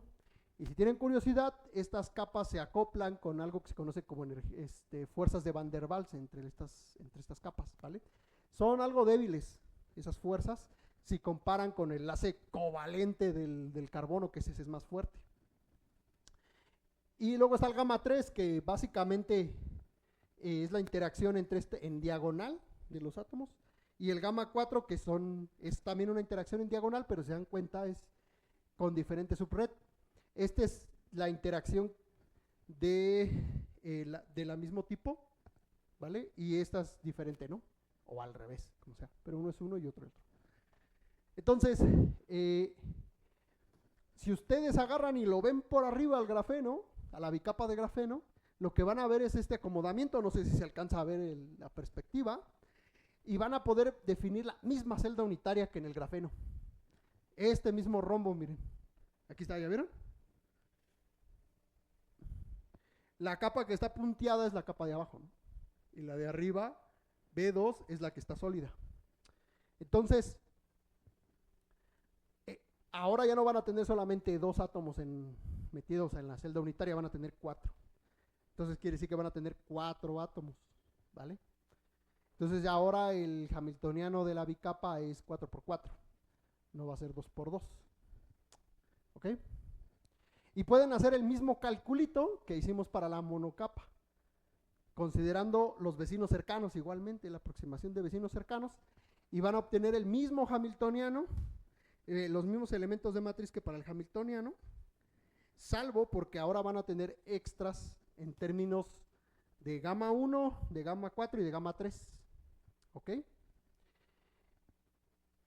Y luego de eso, realmente el que se conoce como el hamiltoniano efectivo de la bicapa va a haber nada más un tipo de proceso.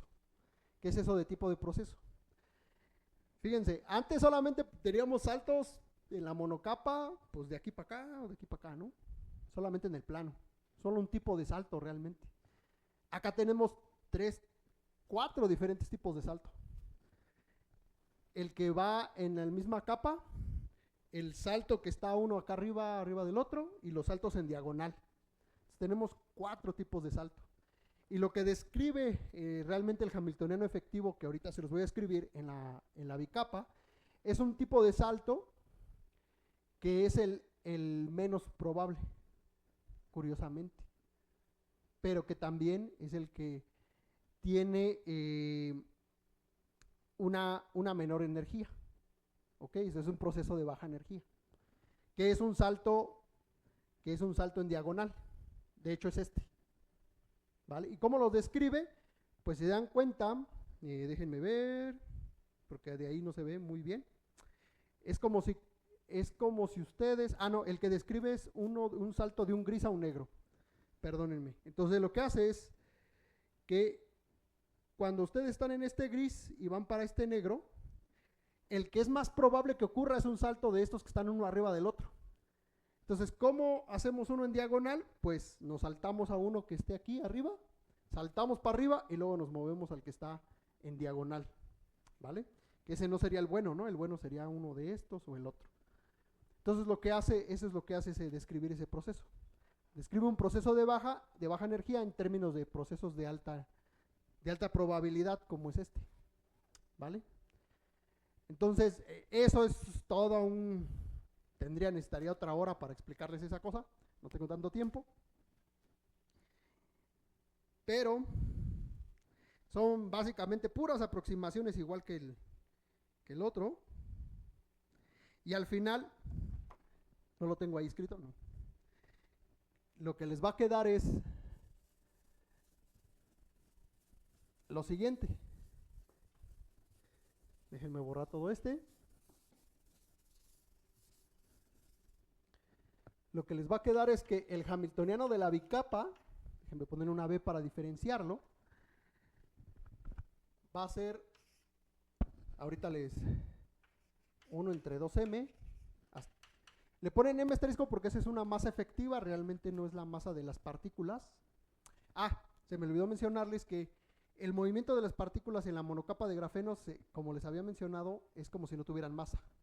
Entonces son partículas efectivas que viajan como si no tuvieran masa sobre el material. Estos sí tienen una masa efectiva, ¿vale?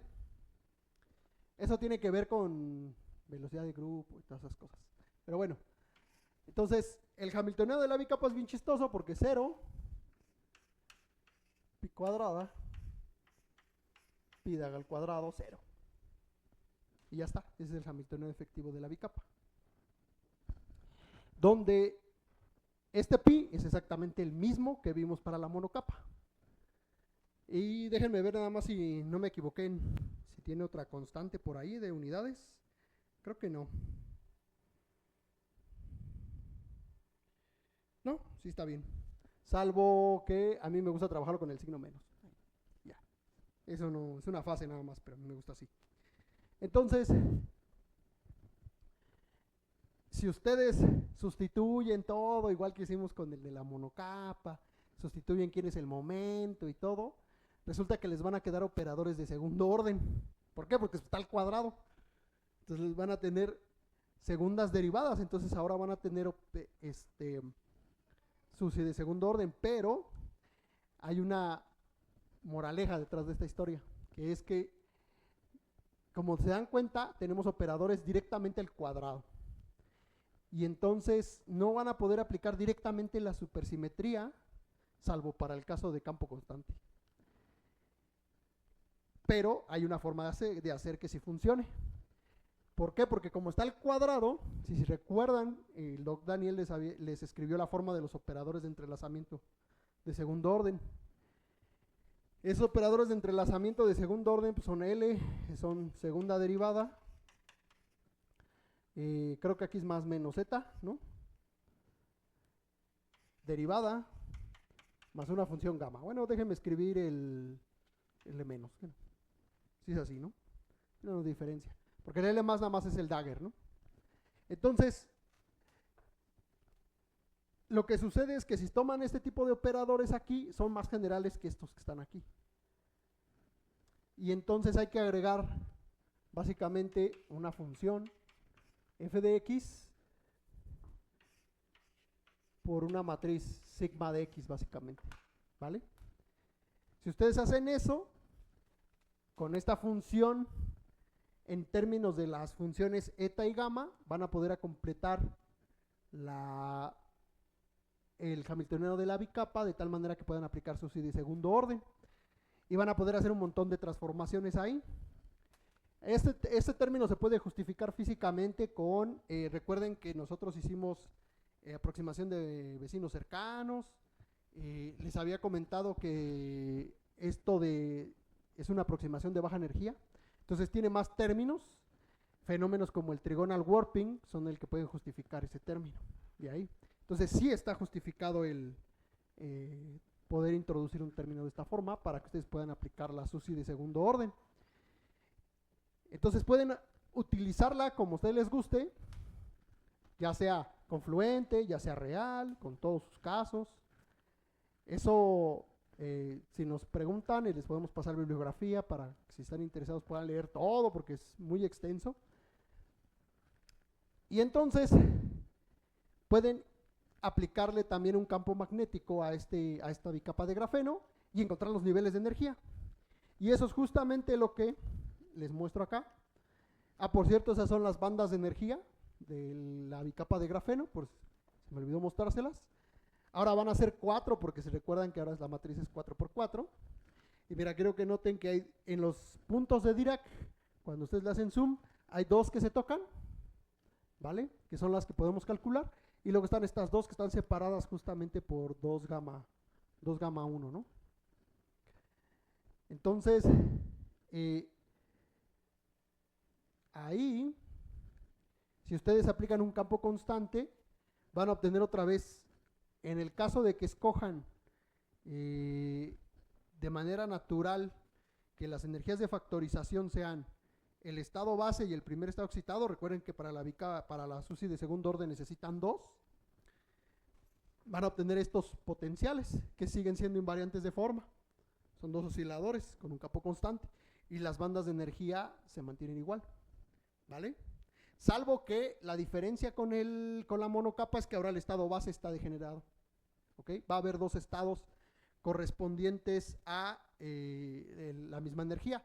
Recuerdan que la monocapa les dije que había un estado que era el base, que tenía sí más y cero, pues es que el correspondiente a la solución semilla. Entonces aquí en la bicapa van a tener dos soluciones semilla asociados a dos energías de factorización, y justamente esos son los que van a conformar los estados base de la energía base, ¿vale? Asociados a la energía base, perdón. Es lo que va a pasar. Ahora, esas son las densidades, ¿vale? Y también pueden utilizar lo mismo, la SUSY de segundo orden, para trabajar el campo trigonométrico, que se ve igualito, miren. Las bandas de energía ahora sí son cuadradas, ahora sí son parábolas, sobre todo eso. Entonces pueden conocer y resolver todo acerca del problema de la bicapa de grafeno con la SUSY, ¿no? Y miren, todavía me va a alcanzar el tiempo para platicarles el detalle final. Todo esto de que la supersimetría se le puede aplicar al grafeno en particular no viene en vano. La supersimetría está relacionada con una simetría muy importante del grafeno, y es por eso que se les puede aplicar, ¿vale? ¿Cómo es? Miren, déjenme borrar tantito el pizarrón.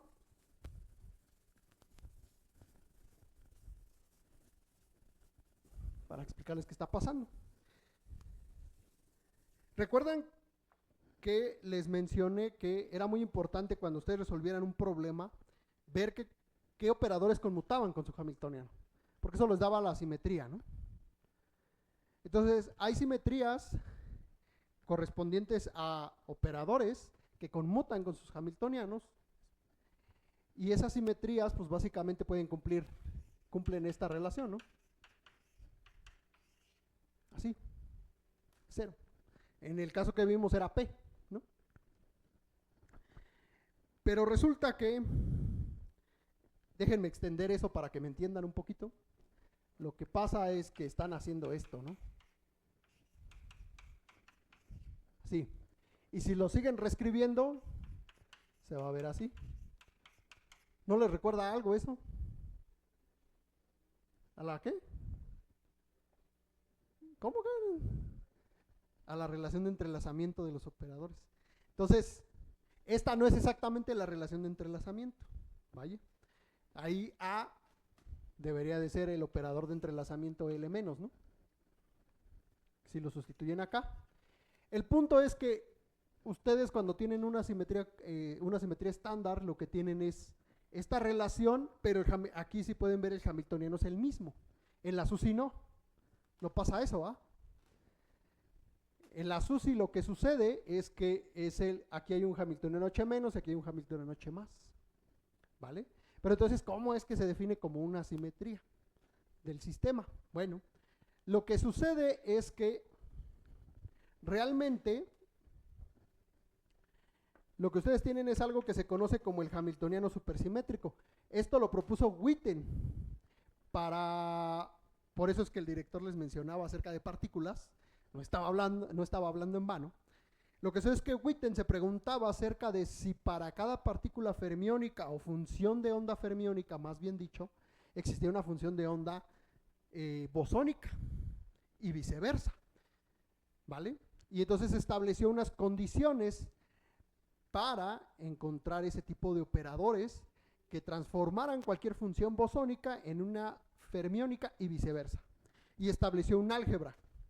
Entonces definió un operador hamiltoniano supersimétrico y definió dos cosas que él definió como Q más y menos, que le llamó supercargas, ¿vale?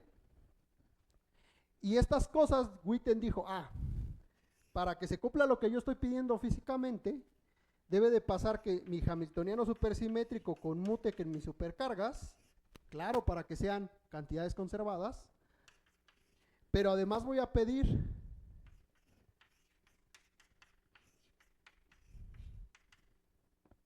que pase esto, ¿vale? Que las dos supercargas, su anticonmutador Sí saben qué es el anticonmutador, ¿va? ¿Vale? Sea el mismo hamiltoniano supersimétrico. Pues resulta que si ustedes ven el hamiltoniano de Dirac que introdujimos para la monocapa, por ejemplo, ese hamiltoniano, ¿qué forma tenía? B0, 0, pi daga, no, pi daga, 0, así, ¿no? Entonces, imagínense que yo defino Q menos como esta matriz. Y a Q más, que son mis supercargas, las defino como 0, pi más 0, 0. ¿Qué pasa si las multiplico? ¿Qué voy a obtener? ¿Qué matriz?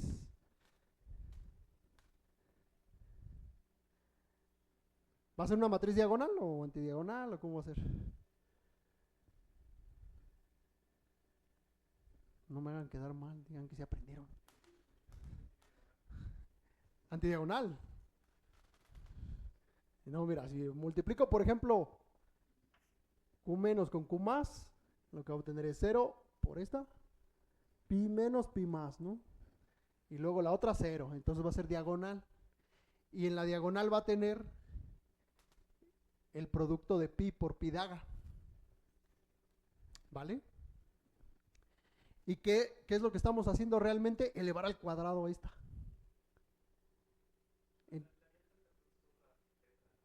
Otra letra. No, porque por eso es el anticonmutador. Cuando la volteas te da la otra entrada. Entonces, lo que estamos haciendo es elevar al cuadrado el hamiltoniano, que es exactamente lo mismo que hicimos cuando desacoplamos el sistema de ecuaciones diferenciales. Por eso es que nos queda la energía al cuadrado, porque estamos elevando el cuadrado del hamiltoniano, perdón, el hamiltoniano lo estamos elevando al cuadrado. Entonces resulta que su hamiltoniano supersimétrico es el hamiltoniano de la bicapa al cuadrado. Y estos tres elementos cumplen la supersimetría, el álgebra supersimétrica que estableció Witten. Y esto que está aquí, entonces es una simetría. Entonces realmente los que tienen la simetría no es tal cual H, sino los componentes del hamiltoniano. Y esa se revela cuando lo elevan al cuadrado. Es por eso que pueden resolver a través de supersimetría este problema. ¿Vale? Y esto es muy importante porque en trabajos recientes lo que estamos tratando de hacer, algunos colaboradores y yo, es demostrar que la supersimetría no es trivial, una simetría trivial del sistema, sino que realmente lo caracteriza topológicamente. No precisamente el hamiltoniano del grafeno, no para el material de grafeno, pero sí para algunos aislantes topológicos que tienen un hamiltoniano de Dirac muy parecido, nada más que ese es unidimensional. ¿Vale? Entonces, eso es lo que está pasando aquí. Y pues, creo que yo hasta ahí termino. Y espero que se hayan aprendido algo. O tal vez no, no lo sé. Entonces ya está hasta ahí. Creo que sí terminé a tiempo, ¿no? Sí, ahí está. ¿Tienen alguna duda, de veras? Sí, adelante. Cursos de cuántica, hacer todo esto de aplicar este campo. Por lo general, en los cursos de cuántica, Sí.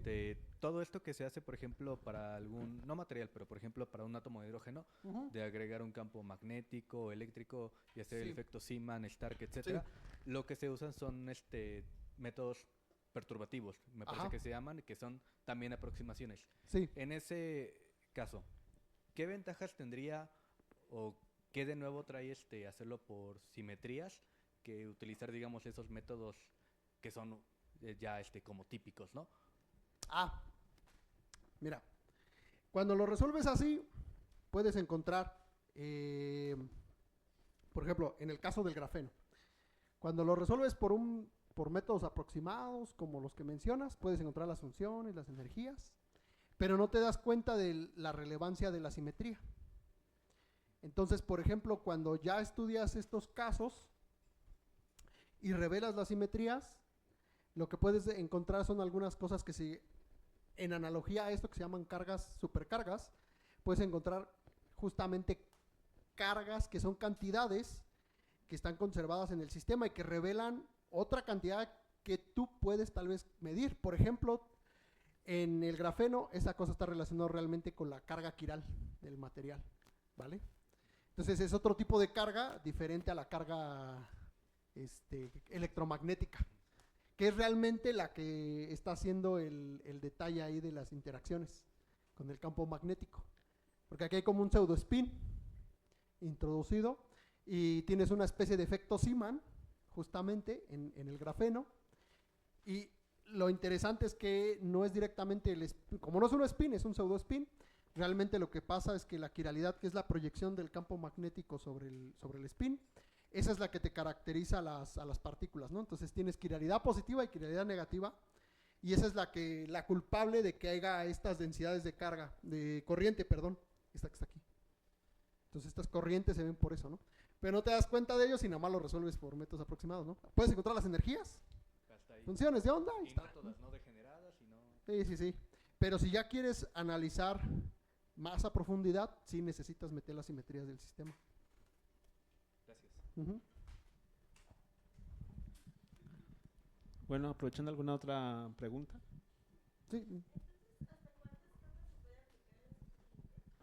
Yo he visto que aplican hasta 10 máximo. Y hasta ahí es una discusión todavía y no sé realmente si se ha actualizado. Hasta donde yo he visto, solamente apilaban 10 y ya decían, con 10 todavía tenemos las características de décima capa de grafeno, no sé cómo llamarla. Pero ya después de eso, ya las interacciones básicamente se empiezan a ser tan grandes que ya no dan cuenta las características de una sola monocapa, ¿no? Sino ya es el comportamiento de todas, que es básicamente grafito, ¿no?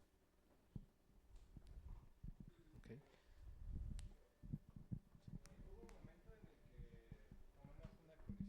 En que Sí. aplicamos un campo magnético. Sí. ¿Tiene otras implicaciones usando otros campos como un campo eléctrico per se o uno? Sí, puedes utilizar con la regla de acoplamiento mínimo, puedes acoplar campos magnéticos o campos eléctricos o ambos. ¿Y gravitatorios? No. Ok. Lo que puedes hacer es Sí. introducir cosas en el material, tensiones y cosas así, que lo que sí te puede dar es que simulen un campo gravitatorio. Ok. Eso sí puede pasar. Va, gracias. Pero es un análogo. Sí. Hola, cuando estábamos desarrollando los cálculos Sí. en la capa, hablaste de la matriz de transferencia. ¿Tiene Sí. relación con la matriz de transferencia habitual que hemos visto en cuántica, que relaciona funciones de Sí. onda? Sí tiene. Por eso le pusieron ese nombre, ¿no? Ajá. ¿Cuál es la relación? Es que no lo vi tan... Piénsale tantito, a ver, mira. Cuando tú tienes la matriz de transferencia de un pozo, Ujú. ¿no? Lo que haces es, dices, bueno, tengo una onda y veo qué tanto se transfiere para acá, ¿no? Pues acá es lo mismo. Básicamente estás diciendo, acuérdate que hay dos subredes Ajá. y entonces estás viendo cuánto se transfiere de una red hacia otra. Ok. El problema es que tienes esta matriz de overlap, ¿no? Sí. Entonces, hasta que no le hacemos la identidad a la matriz de transferencia, le llamamos hamiltoniano. Ok.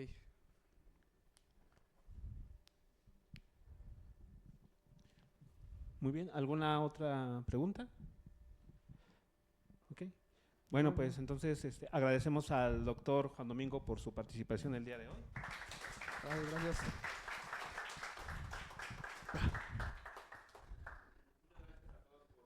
Gracias.